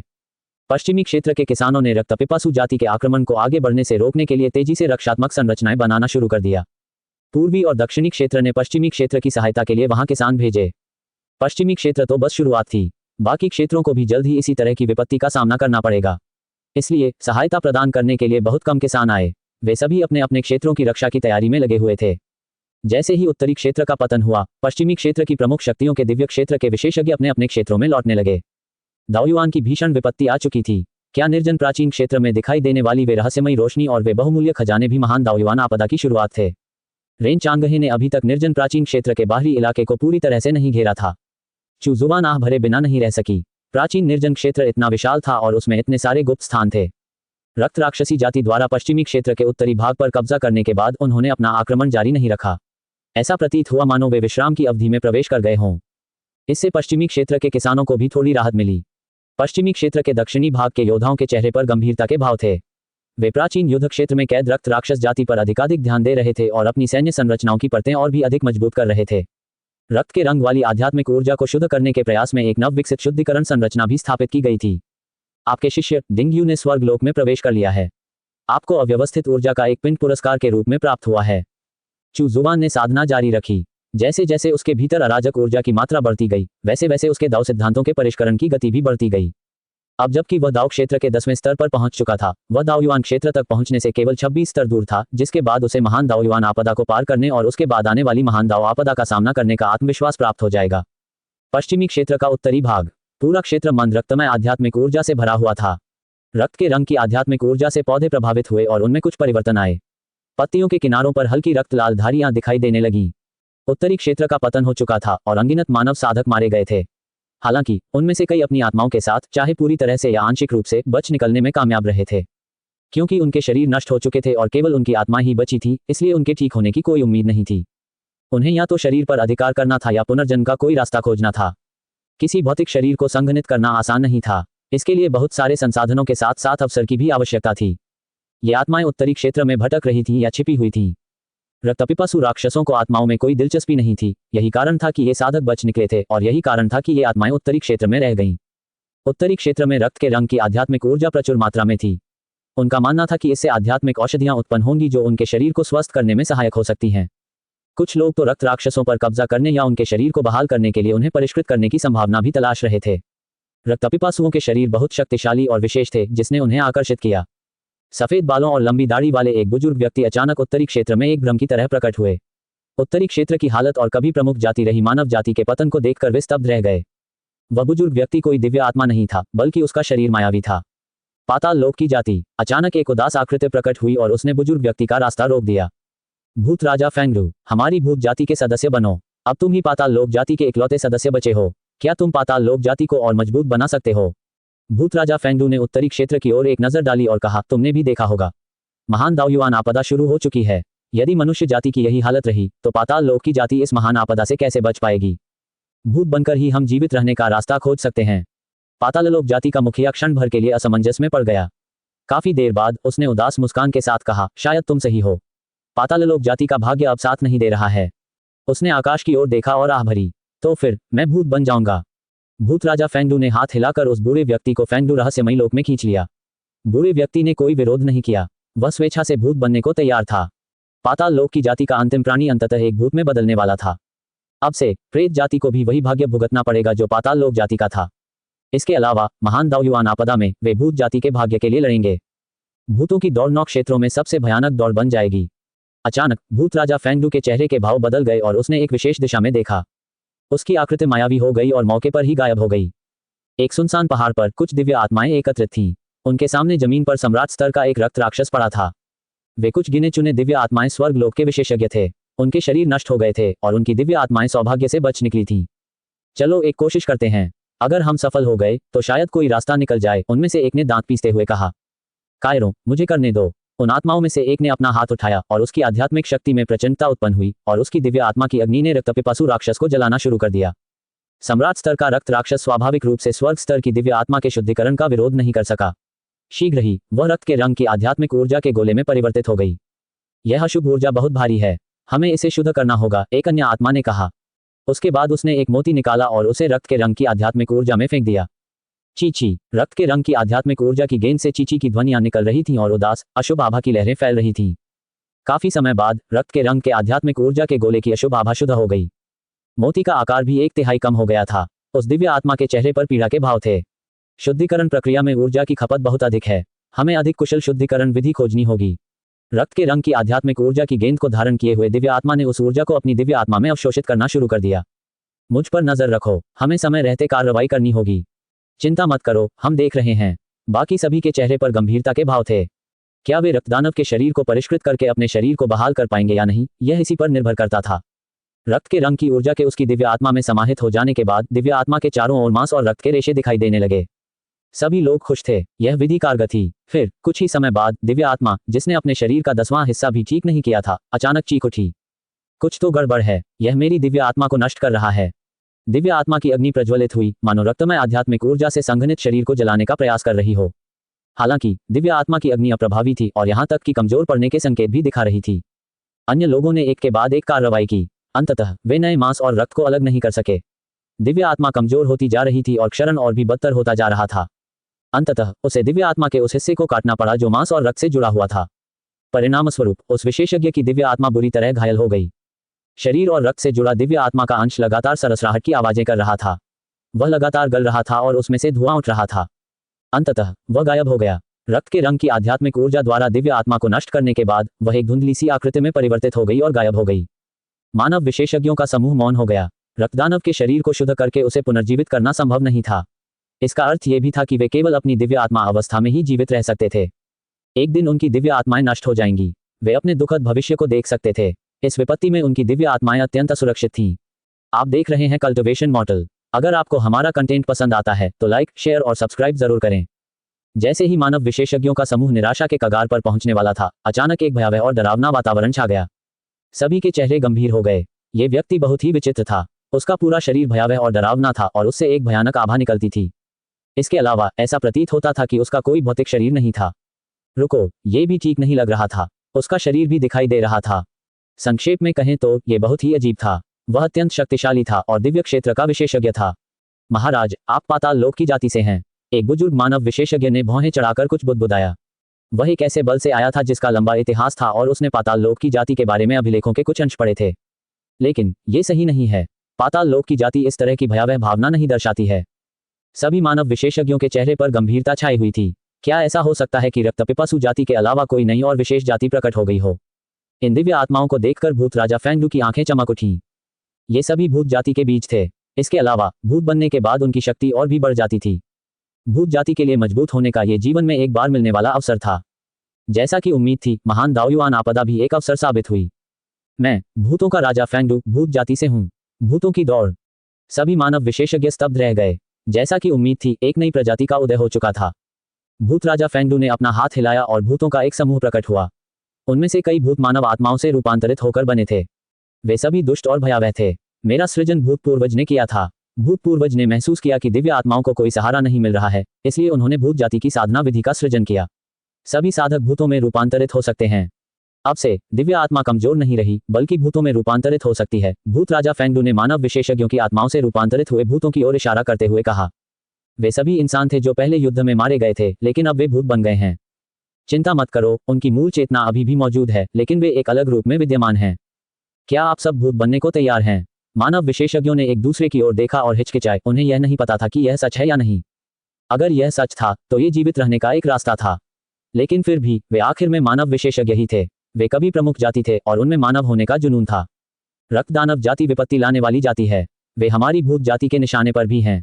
जीवन में मनुष्य होना और मृत्यु के बाद भूत बन जाना विरोधाभासी नहीं है, भूत राजा फेंगडू ने आगे कहा। ठीक है, तो मैं भूत बन जाऊंगा, मानव विशेषज्ञों में से एक ने दांत पीसते हुए कहा। बाकी लोगों ने एक दूसरे को देखा और भूत बनने का विकल्प चुना। चूंकि उनके शवों को बरामद करने की कोई उम्मीद नहीं थी, इसलिए इस आपदा के दौरान वे बहुत बड़े खतरे में थे। चूंकि वे भूतों में रूपांतरित हो सकते हैं, शायद वे इस आपदा के दौरान भी उठ खड़े हो सकें। कम से कम वे अब कमजोर दिव्य आत्माएं नहीं रहेंगी। आपको अपने इस फैसले पर पछतावा नहीं होगा। भूत राजा फेंगडू ने अपना हाथ हिलाया और फेंगडू रहस्यमय क्षेत्र ने सभी को अपने भीतर समाहित कर लिया, जिससे वे भूतों में परिवर्तित हो गए। उत्तरी क्षेत्र भूत जाति के विस्तार के लिए उपयुक्त भूमि थी। इस क्षेत्र में अनगिनत दिव्य आत्माएं विचरण कर रही थीं। इसके अलावा जो लोग भूत बनने के इच्छुक नहीं होते थे, उन्हें भूतों की शक्ति बढ़ाने के लिए खा लिया जाता था और उनका शरीर शुद्ध किया जाता था। रक्त के रंग की वह आध्यात्मिक ऊर्जा अंधकार में और अंधकार में आध्यात्मिक ऊर्जा का मिश्रण थी। प्रेत जाति पर इसका कोई नियंत्रण नहीं था। इस प्रकार प्रेत जाति घनी रक्तमय आध्यात्मिक ऊर्जा वाले स्थानों में स्वतंत्र रूप से विचरण कर सकती थी। दिव्य आत्माओं को खोजो और उन्हें हमारी प्रेत जाति में शामिल करो। हमारी प्रेत जाति को मजबूत करो और महान दाओ युवान आपदा में भाग्य के लिए लड़ो। हाँ, भूत राजा। भूत उत्तरी क्षेत्र में जीवित प्राणियों की बची हुई आत्माओं की तलाश में सभी दिशाओं में बिखर गए। भूत राजा फेंगडू की आकृति तेजी से चमकी और वह रक्त राक्षस जाति के मुख्य क्षेत्र की ओर बढ़ गया। उसे यह जानने की जरूरत थी कि क्या भूत जाति रक्त राक्षसों का सामना कर सकती है या नहीं। फेंगडू के रहस्यमय लोक से एक हलचल उत्पन्न हुई। पाताल लोक की जाति का अंतिम सदस्य भूत में परिवर्तित हो गया था। वह पाताल लोक की जाति का सबसे बलवान सदस्य और दिव्य क्षेत्र का विशेषज्ञ था। अब जब वह भूत बन चुका था तो भूत जाति को एक और दिव्य क्षेत्र का विशेषज्ञ मिल गया था। आज मैं तुम्हें फेंगडू का रक्षक नियुक्त करता हूं। भूत राजा फेंगडू ने भूत राजा की मुहर धारण की और एक फरमान जारी किया। धन्यवाद भूत राजा। चलो खून के प्यासे राक्षसों की दौड़ देखने चलते हैं। भूत राजा फेंगडू और फेंगडू रक्षक, ये दो दिव्य क्षेत्र के विशेषज्ञ, रक्त राक्षस जाति के शिविर की ओर बढ़े। दोनों ने अपने आप को छिपा लिया और अपने प्रेत रूप को प्रकट नहीं किया। साधना में लीन और बाहर की स्थिति पर ध्यान दे रही चूजुवान ने अचानक अपनी आंखें खोल दी। तुम्हारे द्वारा सृजित भूत जाति ने पाताल लोक जाति को पूरी तरह से अपने अधीन कर लिया और उनके भाग्य का भार अपने कंधों पर ले लिया। वे पश्चिमी क्षेत्र के उत्तरी भाग में अंधाधुंध विस्तार कर रहे हैं और शेष आत्माओं को भूतों में परिवर्तित कर रहे हैं। भूत जाति की जनसंख्या में भारी वृद्धि हुई है और उन्हें महान दाव द्वारा मान्यता प्राप्त है। तुम्हें भूत दाव सिद्धांत और फेंगडू भूत लोक से पुरस्कृत किया गया है। क्या अंततः पाताल लोक की सारी जाति भूतों में परिवर्तित हो गई थी? इसके अलावा भूत जाति को महान दाव द्वारा मान्यता प्राप्त थी। इसका अर्थ यह भी था कि भूत जाति वास्तव में एक नई जाति बन गई थी। वे इस आपदा के भीतर भाग्य की लड़ाई में भाग ले सकते थे। चूजुवान ने सिस्टम रिवॉर्ड की जांच की। इस बार इनाम एक पूरी दुनिया थी। फेंगडू भूतों की दुनिया। ये फेंगडू मिस्टिक दायरे से अलग था। ये दुनिया एक रहस्यमय क्षेत्र से कहीं अधिक विशाल थी। अब से फेंगडू रहस्यमय क्षेत्र भूत जगत के भीतर एक रहस्यमय क्षेत्र होगा और भूत जाति की पवित्र भूमि बन जाएगा। भूत लोक के अलावा चूजुवान ने देखा कि सिस्टम का इनाम भूत दाव सिद्धांत था। भूत दाव सिद्धांत एक नवविकसित महान दाव सिद्धांत है। भूत जाति जितनी शक्तिशाली होगी, इस दाव की आपकी समझ उतनी ही गहरी होगी। भूत दाव सिद्धांत तदनुसार विकसित और बेहतर होता जाएगा। एक महान दाव सिद्धांत, भले ही यह एक नवजात महान दाव ही क्यों न हो, फिर भी यह एक साधारण दाव सिद्धांत से कहीं अधिक महान था। चूजुवान सुखद रूप से आश्चर्यचकित हुआ। हालांकि यह महान दाव न केवल भूत जाति का महान दाव था, बल्कि भूत जगत का भी महान दाव था। हालांकि यह चूजुवान से संबंधित था, लेकिन वह वर्तमान में भूत दाव सिद्धांत की शक्ति को पूरी तरह से उजागर करने में असमर्थ था। यह उनका अपना महान दाव नहीं था। जब वह दावयुआन क्षेत्र में पहुंचा तो वह भूत दाव सिद्धांत को अपने स्वयं के महान दाव से जोड़ सका। चूजुवान ने भूत दाव सिद्धांत को बाहर निकाला। वातावरण में एक भयावह और डरावनी आभा छा गई, जिससे आतंक का माहौल बन गया। भूत दाव सिद्धांत विलीन होकर चूजुवान के शरीर में समा गया। इस क्षण चूजुवान वास्तव में भूत पूर्वज, भूत जाति का निर्माता बन गया था। उसने फेंगडू भूत लोक को नष्ट कर दिया। यह एक अंधकार में भयावह और भूतिया दुनिया थी। यहाँ पहाड़, नदियाँ, झीलें, फूल और पेड़ थे, लेकिन ये काफी अंधेरी और उदास प्रतीत होती थी। इसमें ज्यादा जीवंतता नहीं दिख रही थी। इसके बीच से एक महान नदी बहती थी, स्टिक्स नदी। चूजुवान ने भूतलोक को देखा और उसे लगा जैसे वह नरक में आ गया हो। अगर विस्मृति का पुल यहाँ भी होता तो उसके मन में बसी छवि सचमुच पूर्ण हो जाती। उसने भूतलोक को बाहर निकाला और हाथ हिलाया। भूतलोक और जेब आयाम में स्थित लघुलोक एक दूसरे के बगल में थे, लेकिन पूरी तरह से जुड़े हुए नहीं थे। इसके बजाय उनमें प्रवेश और निकास द्वार थे। भूतलोक में प्रवेश करने और उससे बाहर निकलने के लिए व्यक्ति को साधना के एक निश्चित स्तर तक पहुंचना पड़ता था। इसके अलावा भूतों की दुनिया में प्रवेश करने और बाहर निकलने के लिए एक विशेष विधि की आवश्यकता होती थी। भूतलोक में भूत दाव सिद्धांत प्रकट हुआ, जिसने भूतलोक को महान दाव से जोड़ा और इसे एक विशेष दुनिया में बदल दिया। चूजुवान ने कुछ देर सोचा और भूत दाव सिद्धांत को नियंत्रित करके नियमों में संशोधन किया। भूतों की दुनिया एक विशेष दुनिया थी। 9 क्षेत्रों में से किसी भी स्थान से भूत प्रेत की दुनिया में प्रवेश किया जा सकता था। चूजुवान की योजना यह थी कि किसी जीवित प्राणी की मृत्यु के बाद उसकी चेतना या आत्मा को भूत दाव सिद्धांत द्वारा भूतलोक में खींच लिया जाएगा, जिससे वह एक भूत में बदल जाएगा। इसके लिए एक प्रक्रिया की आवश्यकता थी। प्रवेश करने वाले जीव की चेतना या आत्मा को सबसे पहले स्टिक्स नदी में बपतिस्मा लेना पड़ता था। स्टिक्स नदी के कटाव के कारण वह एक प्रेत बन जाती थी। यदि यह एक निश्चित समय तक स्टिक्स नदी के कटाव का सामना कर सके तो यह अपनी मूल यादों को बरकरार रख सकेगा। आखिरकार ये दुनिया ताकतवरों की ही थी। अंततः शक्तिशाली लोगों को कुछ विशेषाधिकार प्राप्त होते थे। जहां कहीं भी महान दाव का वास होता था, वहां मरने के बाद कोई भी जीवित प्राणी प्रेतलोक में प्रवेश कर जाता था। इसके अलावा भूत जाति भूतलोक से निकलकर किसी भी क्षेत्र में जा सकती थी। भूतलोक के विकास के लिए चूजुवान का यही लक्ष्य था। हालांकि वर्तमान भूतलोक इसे पूरा करने में सक्षम नहीं होगा। भूत दाव सिद्धांत के विकसित होने और महान दाव की स्वीकृति प्राप्त होने पर ही इसे साकार किया जा सकता था। हालांकि जीवित प्राणियों के लिए मरने के बाद भूतलोक में समाहित होना असंभव था, फिर भी भूत जाति के सदस्यों के लिए 9 क्षेत्रों की भूमि में भूतलोक में स्वतंत्र रूप से प्रवेश करना और बाहर निकलना संभव था। चुजुवान द्वारा भूतलोक के कुछ बुनियादी नियम निर्धारित करने के बाद उन्होंने सीधे यूएर को एक संदेश भेजा, जिसमें उनसे भूत जाति के सदस्यों को भूतलोक में लाने और भूत दाव सिद्धांत का अभ्यास और उसे समझने के लिए कहा गया। आपको सुखद आश्चर्य हुआ होगा, भूत जाति का वास्तव में एक स्वतंत्र संसार था। उसने खुशी खुशी अपने अधीनस्थों को भूतों की दुनिया में शामिल कर लिया। उस अलौकिक आध्यात्मिक ऊर्जा और भूतलोक की भौगोलिक स्थिति को महसूस करने के बाद वह और भी अधिक आनंदित हो उठी। उसे बेहद सुकून का अनुभव हुआ। ये दुनिया पूरी तरह से भूत जाति के लिए बनाई गई थी, एक ऐसी दुनिया जो भूत जाति की थी। चुपिंगफान को भी वह अंदर खींच ले गई। अंदर जाने वाली आत्मा चुपिंगफान थी। उसका भौतिक शरीर अस्थायी रूप से अंदर जाने में असमर्थ था। आखिरकार भूत दाव का सिद्धांत उतना परिपूर्ण नहीं था। चुपिंगफैन को भूतलोक का वातावरण अच्छा नहीं लगा। यह उदास और निराशाजनक था। कुछ समय वहां रहने के बाद वह भूतों की दुनिया से चला गया। चुजुवान ने भूत राजा फेंगडू से संपर्क किया और उनसे अपने अधीनस्थों को भूतलोक में ले जाकर वहां एक शहर बसाने का अनुरोध किया। फेंगडू का रहस्यमय क्षेत्र भूतलोक में ही स्थापित हो गया और भूत वंश का प्रमुख पवित्र स्थल बन गया। वह चाहता था कि वे भूत दाव सिद्धांत को और अधिक समझें। जो लोग पूरी तरह से भूत में परिवर्तित नहीं हुए थे, वे शुद्धिकरण और रूपांतरण की प्रक्रिया से गुजरने के लिए भूतलोक में स्थित स्टिक्स नदी में प्रवेश कर सकते थे। इन आत्माओं की शक्ति से वे अपनी मूल यादों को नहीं खोएंगे। चुजुवान द्वारा स्टिक्स नदी की शुद्धि शक्ति के लिए की गई व्यवस्थाएं बहुत मजबूत नहीं थीं। सम्राट स्तर के साधक अपनी याददाश्त बरकरार रख सकेंगे। भूत जाति ने भूतलोक में फेंगडू शहर का निर्माण शुरू किया। उन्होंने भूत ताओ सिद्धांत को समझने और आत्मसात करने के लिए कड़ी मेहनत की। उन्हें अचानक एहसास हुआ कि भूतलोक में साधना करने से उनकी साधना की गति बहुत तेजी से बढ़ गई और भूत दाव सिद्धांत के बारे में उनकी समझ भी तेजी से विकसित हुई। उन्होंने भूत जाति के कुछ अनूठे कौशल और क्षमताओं को तुरंत समझ लिया। भूतों की दुनिया को अपना आधार बनाकर वे किसी भी समय नौ क्षेत्रों में प्रवेश कर सकते थे। भूत जाति सचमुच भूतों की तरह प्रकट और गायब हो सकती थी। यदि वे अपने विरोधियों को हरा नहीं सकते थे तो वे भाग सकते थे। हालांकि भूतों की दुनिया में प्रवेश करने और उससे बाहर निकलने में अभी भी समय लगता था। यदि उनके पास पर्याप्त समय नहीं होता और यदि शत्रु की शक्ति उनसे कहीं अधिक होती तो वे भूतलोक में प्रवेश करने से पहले ही मारे जाते। दरअसल जैसे जैसे नौ क्षेत्रों में भूत जाति की सक्रियता बढ़ती गई, समय के साथ साथ लोग स्वाभाविक रूप से भूत जाति की विशेषताओं को लक्षित करने के लिए कुछ गुप्त तकनीकें विकसित करने लगे। हालांकि ये तो भविष्य की बात थी। फिलहाल भूत जाति को बहुत बड़ा फायदा था। जैसे जैसे भूत जाति की संख्या बढ़ती गई, उन्होंने भूत जगत में साधना की और भूत ताओ सिद्धांत को समझा। चुजुवान भूत ताओ सिद्धांत के विकास को महसूस कर सकता था। ये बहुत छोटा था, लगभग नगण्य, लेकिन जैसे जैसे भूत जाति धीरे धीरे मजबूत होती गई और अधिक से अधिक विशेषज्ञ प्राप्त करती गई और आपदा के बीच भाग्य के लिए लड़ती रही, ये बढ़ता ही रहेगा। भूतों की दुनिया अभी अपने अंतिम रूप में नहीं थी और इसमें विस्तार और सुधार की काफी गुंजाइश थी। जैसे जैसे भूत दाव सिद्धांत मजबूत होता जाएगा, ये धीरे धीरे फैलता जाएगा। जब भूत जाति ने भूतलोक में फेंगडू शहर का निर्माण किया तो उनमें से कुछ लोग समय समय पर भूतलोक को छोड़कर पश्चिमी क्षेत्र के उत्तरी भाग की ओर प्रस्थान करते थे ताकि मृत प्राणियों की बची हुई आत्माओं को भर्ती कर सकें। बाद में न केवल पतित मनुष्यों की बची हुई आत्माएं भूतलोक में प्रवेश कर गईं, बल्कि कुछ छोटी जातियों की बची हुई आत्माएं भी वहां पहुंच गईं। भूत दाव सिद्धांत का अभ्यास करने वाली विभिन्न जातियों की अलग अलग समझ और यहां तक कि अलग अलग भूतिया तकनीकें भी होंगी। फिलहाल भूत जाति को काफी फायदा था। भूत जाति का विकास सही दिशा में हो रहा है, इसलिए चुजुवान को इसके बारे में चिंता करने की जरूरत नहीं थी। जैसे जैसे महान दाव्यवान आपदा बढ़ती गई, वैसे वैसे जीवित प्राणियों की मृत्यु होती गई और भूत जाति का विस्तार और विकास होता गया। चुजुवान ने अपनी मानसिक स्थिति को स्थिर करने के लिए साधना जारी रखी ताकि वह महान दाव्यवान आपदा से विचलित न हो। 6 महीने बाद आपके शिष्य वांग लुओ ने स्वर्गलोक में प्रवेश कर लिया है। आपको अव्यवस्थित ऊर्जा का एक पिंड पुरस्कार के रूप में प्राप्त हुआ है। वांग लुओ ने स्वर्गलोक में प्रवेश कर लिया था। इस सफलता के बाद वांग लुओ ने रक्त राक्षस जाति के खिलाफ युद्ध की तैयारी करने और आपदा के बीच अपने भाग्य के लिए लड़ने के लिए गठन और प्रतिबंध गोलियों को परिष्कृत करना शुरू कर दिया। लगभग 6 महीने बाद दानव बुद्ध ने स्वर्गलोक में प्रवेश किया।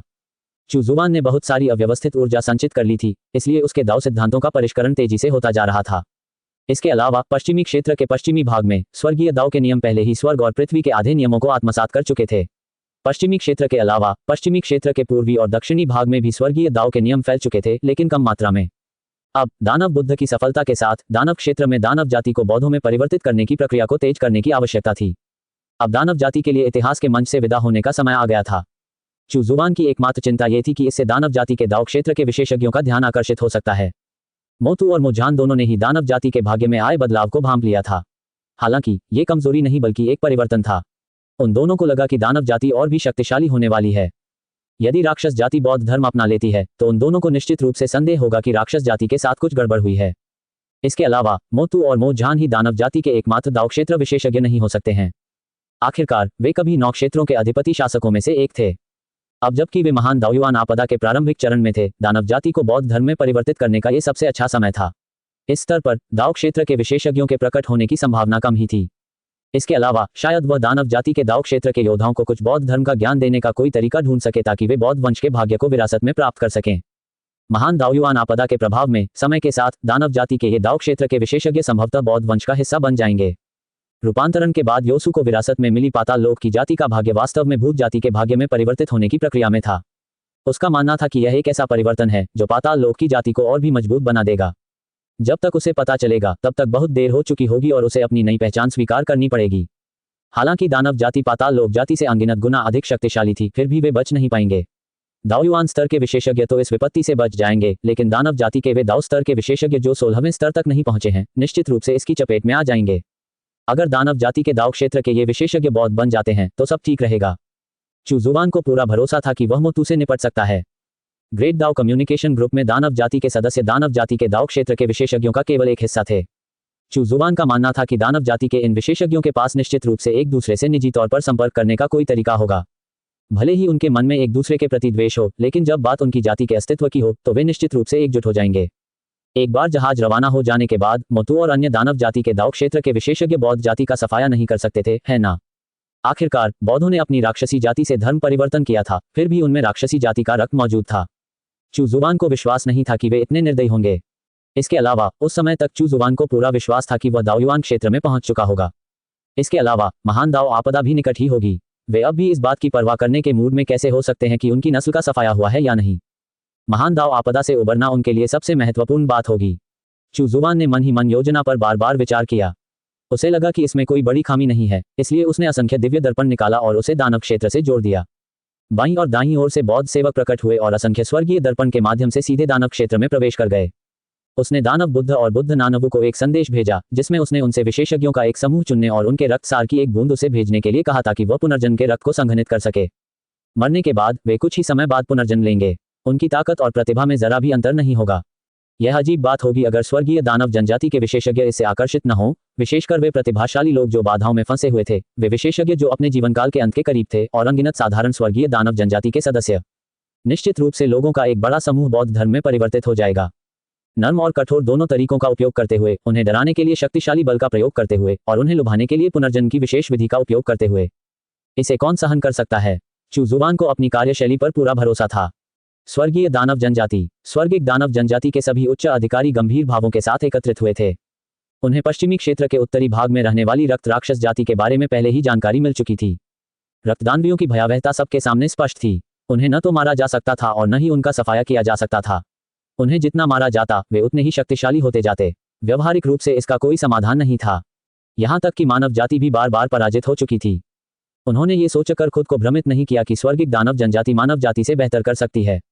शक्ति के मामले में स्वर्गीय दानव जनजाति निस्संदेह मानव जाति से कमजोर थी। अन्यथा ये पांचों क्षेत्र मानव जाति द्वारा आबाद नहीं होते। रक्तपिपासु जाति के अचानक आगमन का अर्थ ये भी था कि एक महान आपदा की शुरुआत हो चुकी थी। स्वर्गिक दानव जनजाति को इस आपदा के लिए तैयार रहना था और रक्तपिपासु जाति से निपटने के तरीके का अध्ययन करना था। बौद्ध हमला कर रहे हैं। अचानक बौद्धों के हमले की खबर आई। स्वर्गिक दानव जनजाति के उच्च अधिकारी सभी क्रोधित थे। बौद्धों को मार डालना ही उचित है। बौद्धों का नाश करो। गंजे लोगों के उस समूह को नष्ट कर दो। स्वर्गीय दानव जनजाति के विशेषज्ञ एक के बाद एक प्रकट होते गए। 20 से अधिक प्रतिष्ठित बौद्ध भिक्षुओं ने अपनी हथेलियों को एक साथ दबाया। हे पापी, कसाई का चाकू नीचे रख दो और बौद्ध धर्म अपना लो। अपने पाप धो डालो। तुम्हारी हिम्मत कैसे हुई मुझसे इस तरह बात करने की? तुम भी एक राक्षस हो। अमिताभ बुद्ध, इस निर्धन भिक्षु ने नश्वर संसार को पार कर बौद्ध धर्म अपना लिया है। मैं एक बौद्ध भिक्षु हूं। चूंकि आप सभी मरना चाहते हैं, इसलिए मैं आपकी इच्छा पूरी कर दूंगा। ये निर्धन भिक्षु स्वयं को बौद्ध धर्म के प्रति समर्पित करता है और बुद्ध द्वारा आशीर्वाद प्राप्त है। राक्षस और दानव मुझे मार नहीं सकते। बूम! स्वर्गिक दानव जनजाति के बुजुर्ग क्रोध से पागल होने ही वाले थे। उन्होंने तुरंत हमला कर दिया। एक भयंकर युद्ध छिड़ गया। प्रकट हुए सभी प्रख्यात भिक्षु एक एक करके मारे गए। क्या वे मरेंगे नहीं? क्या वे बुद्ध की सुरक्षा में हैं? देखते हैं तुम मरोगे या नहीं। उन्हें उकसाने आए सभी बौद्ध विशेषज्ञ मारे गए। स्वर्गिक दानव जनजाति के बुजुर्ग अभी अभी लौटे थे और बौद्ध कबीले पर हमला करने के मामले पर चर्चा करने वाले थे।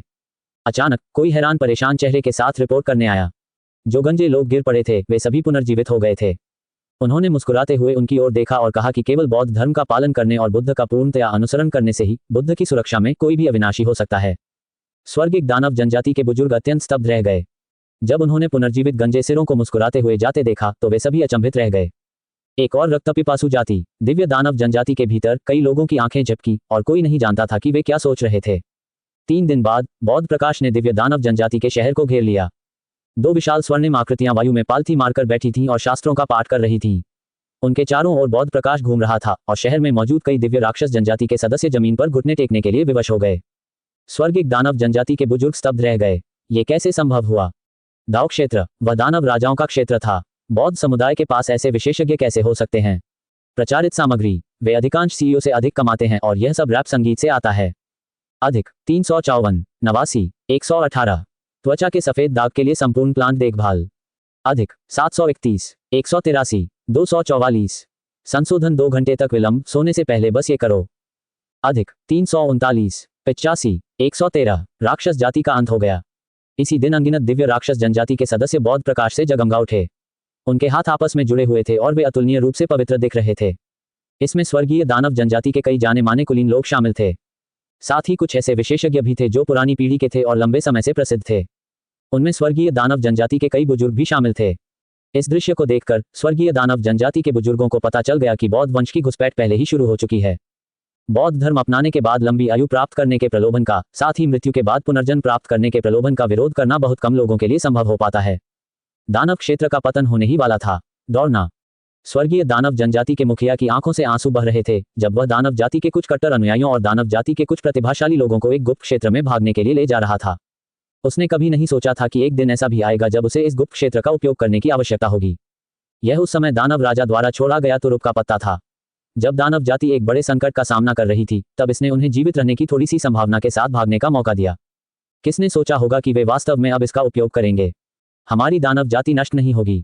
ये गद्दार, जब दानव राजाओं का आगमन होगा तो हम उनसे हिसाब बराबर करने के लिए उन्हें ढूंढ निकालेंगे। स्वर्गीय दानव जनजाति के मुखिया ने बोलते समय अपने दांत पीसे। बौद्धों ने दानव क्षेत्र में घूमना शुरू किया और एक एक करके दानवों को परिवर्तित किया। पूरा दानव क्षेत्र बौद्ध क्षेत्र में परिवर्तित हो गया जो धर्मनिष्ठ बौद्धों से भर गया। दाओयुआन समूह में मोतू और मोजान असमंजस में थे। उन्हें लगा कि दानव जाति में कुछ गड़बड़ है। वे बेचैन थे और उन्होंने चू जुबान से सलाह लेने का फैसला किया। दाओवादी भाई चू, मुझे हाल ही में कुछ गड़बड़ महसूस हो रही है। दानव जाति का भाग्य बदतर होता जा रहा है। आखिर हो क्या रहा है? महान दाओयुआन आपदा के कारण 9 क्षेत्रों की आध्यात्मिक ऊर्जा की गतिशीलता पूरी तरह से अस्त व्यस्त हो गई थी। यहां तक कि दाओयुआन क्षेत्र के विशेषज्ञ भी 9 क्षेत्रों में हो रही घटनाओं का सटीक अवलोकन करने में असमर्थ थे। यह आता है। चू जुबान का मनोबल बढ़ गया। अब उन्हें धोखा देने का समय आ गया था। हे दाओवादी मोतू, ये हृदय का संकट है। तुम इस महान संकट से प्रभावित हो गए हो। चू जुबान ने गंभीरता से कहा, शायद इस भीषण आपदा से निपटने के लिए दानव जाति के भाग्य में परिवर्तन हो रहा है। इस भीषण आपदा की आध्यात्मिक ऊर्जा की गतिशीलता ने आप जैसे दानव जाति के विशेषज्ञों को प्रभावित किया है, इसीलिए ऐसी स्थिति उत्पन्न हुई है। मोतू और मोजान चिंतित थे। क्या उस भीषण आपदा के कारण उत्पन्न आध्यात्मिक ऊर्जा की उथल पुथल ने उन्हें प्रभावित किया था? दाओवादी भाई चू, फिर हमें क्या करना चाहिए? होंग युआन जैसे दाओयुआन क्षेत्र के विशेषज्ञों के चेहरे भी गंभीर हो गए। हालांकि इस भीषण आपदा का उन पर कोई असर नहीं पड़ा था, लेकिन राक्षस जाति पर इसका असर पहले ही पड़ चुका था। ऐसा प्रतीत होता था कि देर सवेर इसका असर उन पर भी पड़ेगा। अपने दाव हृदय को स्थिर रखें और विचलित न हों। जैसे जैसे इस भीषण आपदा की आध्यात्मिक ऊर्जा का उथल पुथल आपको और दूसरों को प्रभावित करता है, आपको यह भ्रम भी हो सकता है कि आपकी जाति का विनाश हो गया है। चू जुबान उन दोनों को डराने लगी। मोतू और मोजान को छोड़कर दाओयुआन क्षेत्र के सभी साधकों को अपने दाव हृदय को स्थिर रखना चाहिए और बाहरी दुनिया से विचलित नहीं होना चाहिए, अन्यथा आपका भी वही हश्र होगा। मोतू और मोजान सचमुच डर गए थे। वे मन ही मन अनिच्छुक थे। मानव जाति इतनी शक्तिशाली थी, फिर भी इस विपत्ति का उस बूढ़े भूत होंग युवानचू पर कोई असर क्यों नहीं पड़ा? इसने सबसे पहले दानव जाति को ही क्यों निशाना बनाया? दाओवादी भाई चू, क्या दाव क्षेत्र के साधक भी इस आपदा से प्रभावित हैं? उनका मानना था कि यह रहस्यमय महाविपदा केवल दाओयुआन क्षेत्र के साधकों को ही निशाना बना रही थी। चू जुबान ने हंसते हुए कहा, दाओयुआन स्तर के साधकों की तो बात ही छोड़िए, उनके दाव के नष्ट होने का भी खतरा है। साथ ही दाओवादी मोतू, यह विपत्ति सभी जीवों के लिए विपत्ति है और दाओयुआन स्तर के साधकों की मृत्यु का भी खतरा है। क्या यह इतनी बड़ी विपत्ति है? होंग युवानचू अब और चैन से नहीं बैठ सकती थी। अगर हम इस विपत्ति में सावधानी नहीं बरतेंगे तो सभी जीव नष्ट हो जाएंगे। हमें सावधान रहना होगा। चू जुबान ने गंभीरता से कहा। साथ ही दाओवादी मोतू और मोजान, चून की दानव जाति पहले ही विपत्ति की अराजक आध्यात्मिक ऊर्जा से प्रभावित हो चुकी है और रूपांतरण से गुजर रही है, इसलिए हमें दाव क्षेत्र से ऊपर के अपने साथी कुलवासियों को रोकना होगा। आपको बाहरी दुनिया से विचलित न होने और विपत्ति में प्रवेश न करने का भरसक प्रयास करना चाहिए। एक बार जब आप विपत्ति में प्रवेश कर जाएंगे तो दानव जाति सबसे पहले विपत्ति का सामना करने वाली जाति होगी। आप भी विपत्ति में प्रवेश करने वाले लोगों के पहले समूह होंगे। आपदाग्रस्त क्षेत्र में प्रवेश करने वाले लोगों का पहला समूह लगभग निश्चित रूप से मारा जाएगा। इसलिए आपको अपनी मनस्थिति को स्थिर करना होगा। जैसे ही आप हृदय की इस विपत्ति से पार पा लेंगे, प्रारंभिक संकट समाप्त हो जाएगा। भविष्य में विपत्ति से पार पाना आपके लिए लाभकारी होगा। मोतू और मोजान के चेहरे पर अत्यंत गंभीरता के भाव थे। उन्होंने स्वाभाविक रूप से चूजुवान की बातों पर संदेह नहीं किया। आखिरकार वह एक बहुत बड़ा आदमी था जो शायद पहले ही कई बड़ी आपदाओं से बच चुका था और इस तरह वह बड़ी आपदा को अपनी हथेली की तरह जानता था। आपके स्पष्टीकरण के लिए धन्यवाद, दाओवादी भाई चू। हम मिलकर दाव क्षेत्र के साधकों को प्रतिबंधित करेंगे। उन्हें आदिम भूमि छोड़कर नौ क्षेत्रों में प्रवेश करने की अनुमति नहीं दी जाएगी, मोतू ने गंभीरता से कहा। चूजुवान ने आह भरी और कहा, छोड़ो इसे। इस समूह में शामिल होना तो भाग्य की बात है। मैं तुम्हें एक ऐसी तकनीक सिखाऊंगा जो दाव क्षेत्र के कनिष्ठों को दी जा सकती है। तुम दानव जाति के कायापलट के भाग्य को विरासत में पा सकते हो और अपनी मानसिक स्थिति को स्थिर कर सकते हो। अगर तुम्हें सही अवसर मिले तो तुम भी कायापलट से गुजर सकते हो। मोतू बेहद खुश थी। धन्यवाद, दाओवादी भाई चू। होंग युवानचू और अन्य लोग बेहद ईर्ष्यालु थे। चूजुवान ने मोतू को भाग्य विरासत में पाने की विधि और बौद्ध हृदय सूत्र की शिक्षा दी। उन्होंने उसे समय समय पर इसका पाठ करने के लिए भी प्रोत्साहित किया ताकि उसकी मनस्थिति स्थिर रहे और उसे इस विपत्ति से उबरने में मदद मिल सके। मोतू और मोजान स्वाभाविक रूप से बेहद खुश थे। चूजुवान ने उन्हें ये जानकारी दानव जाति के सभी विशेषज्ञों तक पहुंचाने के लिए भी प्रोत्साहित किया। चाहे मन में कोई द्वेष हो, उन्हें ये जानकारी अवश्य पहुंचानी थी। अन्यथा यदि कोई व्यक्ति इस विपत्ति में प्रवेश करता है तो उसी जाति का होने के कारण वह निश्चित रूप से इसमें फंस जाएगा। मोतू ने कहा कि वह इसे सभी दानव जाति के विशेषज्ञों तक अवश्य पहुंचाएगा। वह दानव जाति के दाव क्षेत्र के विशेषज्ञों को आदिम भूमि न छोड़ने का आदेश भी देगा। उन्हें बाहरी दुनिया से विचलित नहीं होना था। उन्हें डराने के बाद चूजुवान ने राहत की सांस ली। सौभाग्यवश उसने पहले से ही एक योजना बना रखी थी। एक बार जब दानव जाति पूरी तरह से बौद्ध धर्म में परिवर्तित हो जाएगी तो दानव दाव क्षेत्र के वे विशेषज्ञ संभवतः हस्तक्षेप करने के लिए बाहर नहीं आएंगे। चूजुवान ये भी जानता था कि दानव जाति का पूरी तरह से सफाया करना असंभव था। आखिरकार दानव जाति पाताल लोक की जाति नहीं थी, वे एक विशेष जाति थे। एक छोटी सी आबादी में सिमट जाने के बाद यह निश्चित था कि उन्हें जीवित रहने के लिए संघर्ष करना पड़ेगा। अब से बौद्ध धर्म राक्षस जाति का कट्टर शत्रु बन गया। मोतू बौद्ध धर्म का उपदेश देने और दानव जाति के दाव क्षेत्र के साधकों को वहीं रहने का आदेश देने में व्यस्त था। होंग युवानचू और अन्य लोग बहुत चिंतित थे। उन्हें डर था कि इस भीषण आपदा का असर मानव जाति पर भी पड़ेगा। किसी कारणवश वे इसके लिए कुछ हद तक उत्सुक थे। शायद ऐसा होने पर वे दाओवादी भाई चू से कुछ तकनीकें भी प्राप्त कर लेंगे। कुछ दिनों बाद मोतू लौट आए। दाओवादी भाई चू शिक्षाएं पूर्ण हो चुकी हैं। उन नन्हे दाव सामग्री के साथियों ने जब इसे सीखा तो उन्होंने वास्तव में रूपांतरण का भाग्य प्राप्त किया और उनकी मन की स्थिति स्थिर हो गई। उसने मन ही मन आह भरी। दाओवादी भाई चू को समझना असंभव था। एक सरल गुप्त तकनीक से उसने दानव जाति के सभी दाव क्षेत्र के साधकों की मानसिक स्थिति को स्थिर कर दिया था। साधना करने के बाद भी वह समय समय पर बौद्ध हृदय सूत्र का पाठ करके अपने मन को शांत करता था। उसे अब यह आभास नहीं होता था कि राक्षस जाति का विनाश होने वाला है। दाओवादी भाई चू अत्यधिक शक्तिशाली थे। अच्छी बात है। चूजुवान बहुत खुश हुआ। आखिरकार ये ट्रोल मोतू अभी भी बहुत शक्तिशाली था। जब दानव जाति के सभी दाव क्षेत्र के विशेषज्ञों को रूपांतरित दानव जाति के भाग्य के बारे में पता चला और उन्होंने पाया कि दानव जाति के सभी लोग गंजे और बौद्ध भिक्षु बन गए हैं तो वे शायद अचंभित रह जाएंगे। बेशक उस समय दानव जाति के दाव क्षेत्र के विशेषज्ञ भी गंजे हो गए होंगे। दानव कसाई ने एक ऐसा प्रश्न पूछा जिसके बारे में वह सोच रहा था। दाओ भाई चू, हमारी दानव जाति 9 क्षेत्रों में सबसे शक्तिशाली नहीं है। हम सबसे पहले प्रभावित क्यों हुए? दानव जाति के विशेषज्ञ वास्तव में बहुत निराश थे। मानव जाति इतनी शक्तिशाली थी, फिर उस भीषण आपदा ने सबसे पहले मानव जाति को ही निशाना क्यों नहीं बनाया? अतीत में महान दाओयुआन आपदा से सबसे पहले प्रमुख जातियां प्रभावित हुईं। उस समय दानव जाति महान दाओयुआन आपदा से इतनी प्रभावित थी कि उनके पास मानव जाति की परवाह करने का समय ही नहीं था। इसीलिए मानव जाति ने इस स्थिति का लाभ उठाया और सर्वोच्च जाति बन गई। चूजुवान को पहले से ही उम्मीद थी कि मोतू ये सवाल पूछेगा, इसलिए उन्होंने कहा, दाओवादी मित्र मोतू, यद्यपि आप दानव जाति के दाओयुआन क्षेत्र के साधक हैं, लेकिन वर्तमान दानव जाति पहले की तरह शुद्ध रक्त वाली दानव जाति नहीं है। एक क्षण रुककर उसने आगे कहा, पूर्व की दानव जाति अतुलनीय रूप से शक्तिशाली थी, लेकिन वह 9 लोकों से लुप्त हो चुकी है। 9 लोकों की वर्तमान दानव जाति उस दानव जाति के वंश का मात्र एक अवशेष है। मोतू और मोजान चौंक गए। क्या सच में दानव जाति के पीछे इतना बड़ा रहस्य छिपा था? रोक्सियन ने इस अवसर का फायदा उठाते हुए मोतू का मजाक उड़ाते हुए कहा, ओह, तो तुम मिश्रित नस्ल के हो मोतू। अगर कोई और समय होता तो मोतू निश्चित रूप से बहुत क्रोधित होता। हालांकि इस समय वह रोक्सियन का मजाक उड़ाने के मूड में नहीं था। दाओवादी भाई चू, आपका मतलब यह है कि हमारी दानव जाति अतीत की वंश परंपरा का अवशेष थी, इसी कारण हम उस महान आपदा से प्रभावित हुए। तो फिर दानव जाति उस समय कहाँ चली गई थी? मोतू ने उत्सुकता से पूछा। केवल वही नहीं, होंग युवानचू और अन्य लोग भी बहुत उत्सुक थे। इतनी शक्तिशाली दानव जाति वास्तव में एक संकर जाति थी। तो फिर शुद्ध रक्त वाले दानव वंश की शक्ति कितनी थी? चूजुवान ने सिर हिलाकर कहा, यह बहुत समय पहले की बात है। दानव जाति और कुछ अन्य शक्तिशाली जातियां 9 क्षेत्रों से गायब हो गईं। कुछ देर रुककर उन्होंने कहा, गायब हो जाने का मतलब यह नहीं है कि वे चले गए हैं। शायद एक दिन वे 9 क्षेत्रों में फिर से प्रकट हो जाएं। 10 पंखों वाले नरक भक्षक रोक, ये युएजुन ने अचानक कहा। सहयोगी दाववादी चू, कुछ दिन पहले मैंने महान दाव पर एक अजीब काली शक्ति का सामना किया। ऐसा प्रतीत हुआ कि वह महान दाव को भ्रष्ट करने में सक्षम है। क्या आप जानते हैं कि वह क्या है? ये सुनकर सब लोग चौंक गए। चू जुबान भी हैरान रह गई। यह क्या था? क्या यह महान दाव आपदा का संकेत हो सकता है? ये युएजुन, गु ईरान और हुआंग लॉन्ग की तुलना में ग्रेट दाव पर अधिक सक्रिय थे। उन्हें ग्रेट दाव पर घूमना पसंद था और स्वाभाविक रूप से उन्होंने उन दोनों की तुलना में अधिक चीजें देखी। वह रहस्यमयी काली शक्ति क्या थी?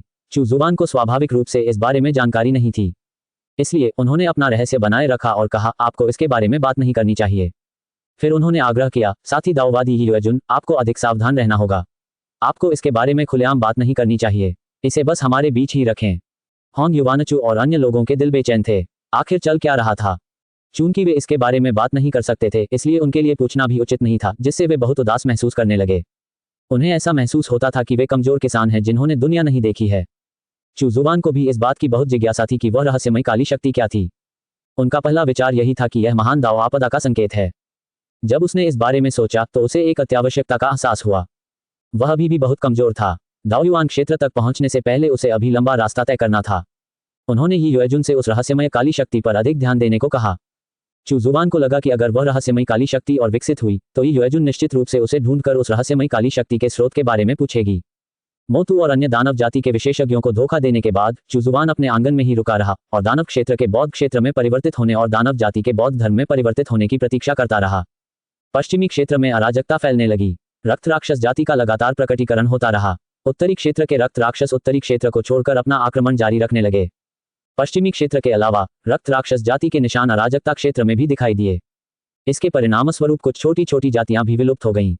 महान दाओयुआन आपदा का सिलसिला जारी रहा। वांग लुओ ने भी स्वर्गलोक में प्रवेश कर लिया। किन यंग ने भी तरक्की की और पूर्वी क्षेत्र में योजनाएं बनाना शुरू कर दिया। हे युए ने भी स्वर्गलोक में प्रवेश कर लिया। जैसे जैसे उनके शिष्य एक के बाद एक स्वर्गलोक में प्रवेश करते गए, चू जुबान ने अधिकाधिक अराजक ऊर्जा का संचय किया और उनके दाव सिद्धांतों के परिष्करण की गति भी तेज होती गई। कियान मिंग मध्य क्षेत्र के कियान क्षेत्र में लौट आया था। वह स्वर्गलोक में प्रवेश करने के भी करीब था। पश्चिमी क्षेत्र के मध्य भाग में एक युवक के हाथ में प्राचीन जैड पत्थर की एक पुस्तक थी। उसने मानव अभिजात वर्ग को एकत्रित किया और उत्तरी क्षेत्र की सीमा की ओर अग्रसर हुआ। प्राचीन जैड की किताब को आधार बनाकर उसने एक शक्तिशाली संरचना तैयार की और एक ही बार में 100,000 रक्त राक्षसों का सफाया कर दिया। दाओयुआन की भीषण आपदा शुरू होने के बाद से यह मानव जाति की पहली सच्ची विजय थी। इस प्रक्रिया के दौरान उस युवक ने भी स्वर्गलोक में प्रवेश प्राप्त कर लिया। उसका भाग्य उज्ज्वल था और उसकी शक्ति अत्यंत प्रबल थी। मानव जाति के विशेषज्ञों के समर्थन से वह पश्चिमी क्षेत्र का नंबर 1 प्रतिभाशाली व्यक्ति बन गया। महान दाओयुआन आपदा में भाग्य के लिए संघर्ष करने वाला पहला साधक प्रकट हुआ। पश्चिमी क्षेत्र के मध्य भाग का भाग्य का पुत्र। वह पश्चिमी क्षेत्र के भाग्य के पुत्र में परिवर्तित होने की प्रक्रिया में था। महान दाओयुआन आपदा और भाग्य की सहायता से उसने बंधनों को तोड़कर स्वर्गलोक में प्रवेश किया। वह 100 वर्षों में पश्चिमी क्षेत्र में स्वर्गलोक को पार करने वाले पहले विशेषज्ञ बने। दाओयुआन की भीषण आपदा भी एक महान अवसर साबित हुई। चू जुबान ने आह भरी। किसी बड़ी आपदा के दौरान जो लोग उठ खड़े हो सकते हैं, वे निश्चित रूप से भविष्य में प्रसिद्ध विशेषज्ञ बनेंगे। अब उन्हें महान दाओयुआन आपदा की गहरी समझ हो गई थी। मानव जाति 9 क्षेत्रों की वर्तमान अधिपति थी और महान दाओयुआन आपदा से सबसे पहले प्रभावित होने वाली जाति थी। इससे अन्य जातियों को इसका लाभ उठाने का मौका मिलेगा। उस समय मानव जाति ने दानव जाति की विपत्ति में व्यस्तता का लाभ उठाया। उन्होंने इस स्थिति का फायदा उठाकर सीधे ही सर्वोच्च जाति का दर्जा हासिल कर लिया। अन्यथा अगर दानव जाति लगातार उन पर नजर रखती रहे और उन्हें दबाती रहे तो उनके लिए दानव जाति को पछाड़ना लगभग असंभव हो जाएगा। हालांकि दाओयुआन की भीषण आपदा में एक अवसर छिपा था।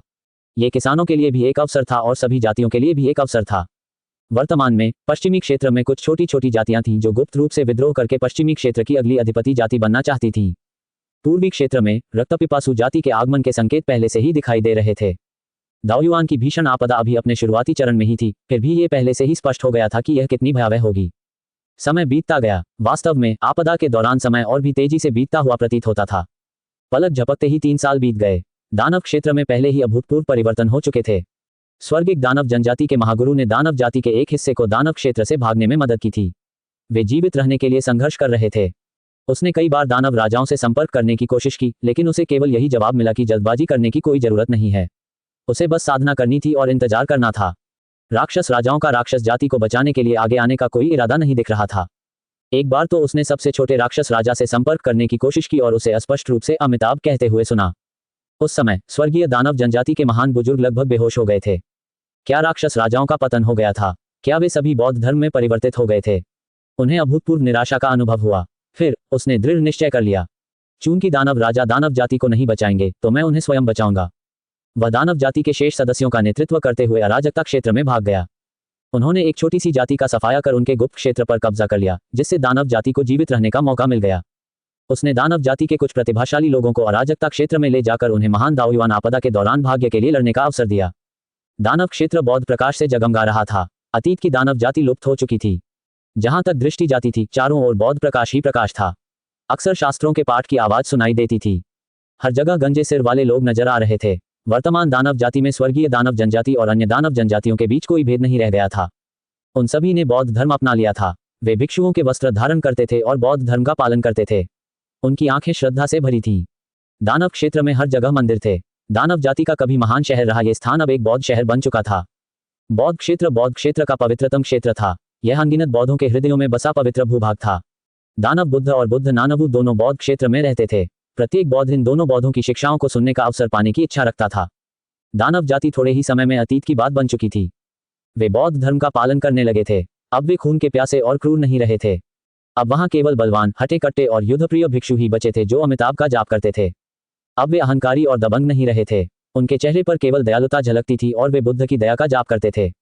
अराजकता क्षेत्र में प्रवेश कर चुके स्वर्गीय दानव जनजाति के बुजुर्गों ने दानव के रूप में अपनी पहचान छिपा ली और मानव विशेषज्ञों के रूप में घूमते रहे। राक्षस जाति के बहुत सारे दुश्मन थे। एक बार जब ये खबर उनके वर्तमान स्थान से बाहर फैल जाएगी तो इसके परिणाम अप्रत्याशित होंगे। राक्षसों के संहार की खबर 9 क्षेत्रों में एक भयंकर तूफान की तरह फैल गई। असंख्य जातियां स्तब्ध रह गईं। क्या राक्षसी जाति का सफाया हो गया था? कैसे? दाओयुआन की भीषण आपदा अभी शुरू ही हुई थी, लेकिन शक्तिशाली दानव जाति का सफाया हो चुका था। असंख्य जातियां भयभीत थीं, यहां तक कि शक्तिशाली दानव जाति का भी सफाया हो चुका था, तो उनका क्या होगा? प्राचीन वीरान क्षेत्र में दानव जाति के कुछ ही दिव्य क्षेत्र के विशेषज्ञ स्तब्ध रह गए। क्या हमारी जाति का सफाया हो गया? ऐसा कैसे हो सकता है? फिर उन्होंने तुरंत अपनी पहचान छुपा ली और खुद को छिपा लिया। दानव जाति के कुछ दिव्य क्षेत्र के विशेषज्ञ चुपचाप दानव क्षेत्र में लौट गए। अंततः उन्हें बौद्ध धर्म का प्रकाश दिखाई दिया। फिर उन्होंने एक जोरदार आवाज सुनी, राक्षस, तुम आत्मसमर्पण क्यों नहीं कर देते और कसाई का चाकू नीचे क्यों नहीं रख देते? ऊपर देखते ही एक विशेषज्ञ का दिमाग तेजी से सोचने लगा। वह गंजा आदमी कितना जाना पहचाना लग रहा था। क्या वह मेरे चाचा नहीं है? क्या चल रहा है? चाचा जी, आप बेशर्म, मैं शुआंगुआंग बुद्ध हूं। हे दुष्ट, तुम्हारी हिम्मत कैसे हुई बेशर्मी करने की? फिर उस दिव्य क्षेत्र के विशेषज्ञ को दबा दिया गया। उसके कान के पास से शास्त्रों के पाठ की आवाज आई, जिससे उसका दिमाग फट गया। वह दहाड़ा, गालियां दी और उसे एक मंदिर के अंदर दबा दिया गया। आपने राक्षस जाति को बौद्ध धर्म में परिवर्तित किया और बौद्ध वंश की स्थापना की। आपने राक्षस जाति का भाग्य बदल दिया और वे महान दाओयुआन आपदा में पुनर्जन्म पाए। आपको बौद्ध दाओ सिद्धांत और पश्चिमी स्वर्ग के बौद्ध जगत से पुरस्कृत किया गया है। चुजुवान आंगन में ही थी जब अचानक सिस्टम का इनाम आया। बौद्ध धर्म का दाओ सिद्धांत, एक और महान दाओ सिद्धांत। पश्चिमी स्वर्ग की बौद्ध दुनिया एक अलग ही दुनिया थी। चुजुवान सुखद रूप से आश्चर्यचकित हुआ। एक नई नस्ल बनाने का इनाम वाकई उदार था। दुर्भाग्यवश इस समय नई नस्ल बनाने के लिए कोई उपयुक्त लक्ष्य नहीं था। इसके अलावा महान दाओयुआन आपदा पहले ही शुरू हो चुकी थी। उन्होंने पुरस्कार स्वीकार करना चुना। बौद्ध प्रकाश चारों ओर घूमने लगा और एक सुनहरा, विशाल और राजसी महान दाओ सिद्धांत प्रकट हुआ। इसके बाद उन्होंने पश्चिमी स्वर्ग बौद्ध जगत की प्राप्ति की। ये स्थान बौद्ध प्रकाश से परिपूर्ण था। सुनहरी रोशनी चारों ओर घूम रही थी और उसमें अनेक खजाने छिपे थे। पहाड़, नदियां, नीला आकाश और सफेद बादल, सभी बौद्ध प्रकाश और बौद्ध भावना को धारण किए हुए प्रतीत हो रहे थे। चुजुवान ने पश्चिमी स्वर्ग बौद्ध जगत को पॉकेट आयामों से जोड़ा और इसे बौद्ध क्षेत्र से जोड़ा। बौद्ध धर्म से संबंधित एक महान दाओ के साथ बौद्धों को केवल बौद्ध दाओ सिद्धांत को विकसित करने पर ध्यान केंद्रित करने की आवश्यकता थी। भूत दाओ सिद्धांत की तरह बौद्ध दाओ सिद्धांत भी एक नवजात महान दाओ था। उस दाओ सिद्धांत के जितने अधिक अनुयायी होंगे, वह सिद्धांत उतना ही मजबूत होगा और दुनिया भी उतनी ही बड़ी होती जाएगी। चुजुवान ने बौद्ध क्षेत्र में बौद्ध जगत के लिए एक प्रवेश द्वार खोला। अब से दानव बुद्ध, बुद्ध नानवु और बौद्ध वंश के अन्य विशेषज्ञ और कुलीन लोग बौद्ध जगत में रहेंगे और नियमित रूप से बौद्ध दाओ को समझेंगे। फिर वे इसे पूरे बौद्ध क्षेत्र में फैला देंगे। बौद्ध जगत का प्रवेश द्वार स्वाभाविक रूप से बौद्ध क्षेत्र के बौद्ध प्रदेश में था। ये दावेई बौद्ध मंदिर के अंदर स्थित था।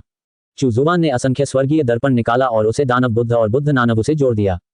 प्रणाम स्वरूप, स्वामी जी। दानव बुद्ध और बुद्ध नानवु ने जल्दी से जमीन पर घुटने टेक दिए। राक्षस क्षेत्र पहले ही बौद्ध धर्म में परिवर्तित हो चुका है। यह एक असीम पुण्य है, चुजुवान ने गंभीरता से कहा। चूंकि यह एक महान पुण्य है, इसलिए मैं बौद्ध वंश को पश्चिमी स्वर्ग बौद्ध लोक प्रदान करता हूँ।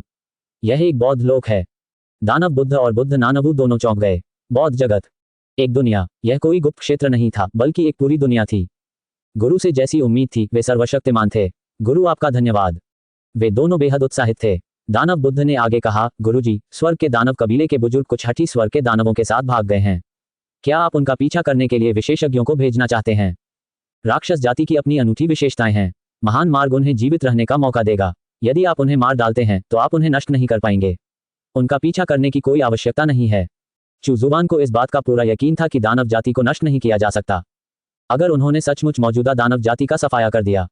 प्राचीन दानव जाति का पुनरुत्थान हो सकता है। राक्षस जाति महान दाव के विरुद्ध थी।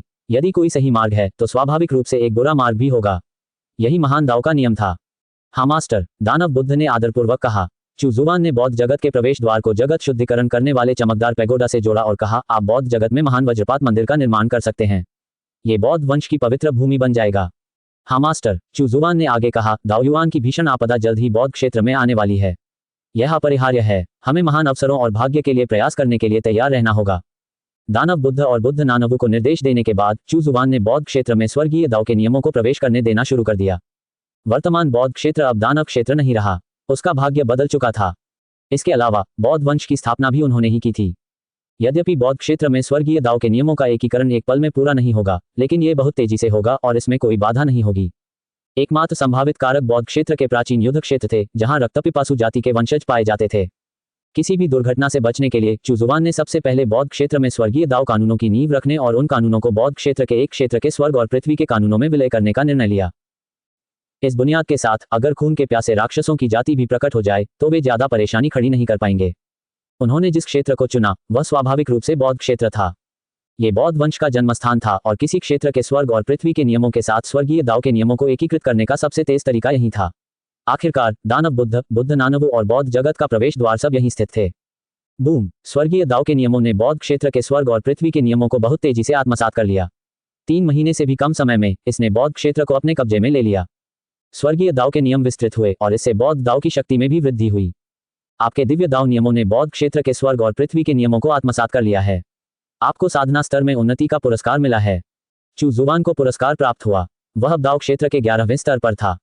उनकी साधना में हो रही प्रगति की गति कल्पना से परे थी। हालांकि चू जुबान इससे संतुष्ट नहीं थे। जब से उसे पता चला कि ग्रेट दाव पर एक अजीब काली शक्ति प्रकट हुई है, तब से वह चिंतित था।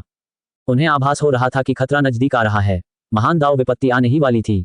एक बार जब महान दाव आपदा आ जाती तो यदि वह दाओयुआन क्षेत्र में नहीं पहुंचा होता तो वह गंभीर खतरे में पड़ जाता और छोटे से आंगन में उसकी आजीविका खतरे में पड़ जाती। उसे महान दाव आपदा का सामना करने के लिए पर्याप्त शक्तिशाली बनने के लिए स्वर्गीय दाव नियमों की आवश्यकता थी। अब शिष्यों के लिए अपनी भूमिका निभाने का समय आ गया था। चू जुबान ने भूत जाति को देखा। दाओयुआन की भीषण आपदा के दौरान भूत जाति तेजी से फैल रही थी। वे और भी अधिक सक्रिय हो गए। पश्चिमी क्षेत्र में अनगिनत जीव वे जानते थे कि मृत्यु के बाद वे अपनी आत्माओं को रूपांतरित करके प्रेत जाति में प्रवेश कर सकते हैं।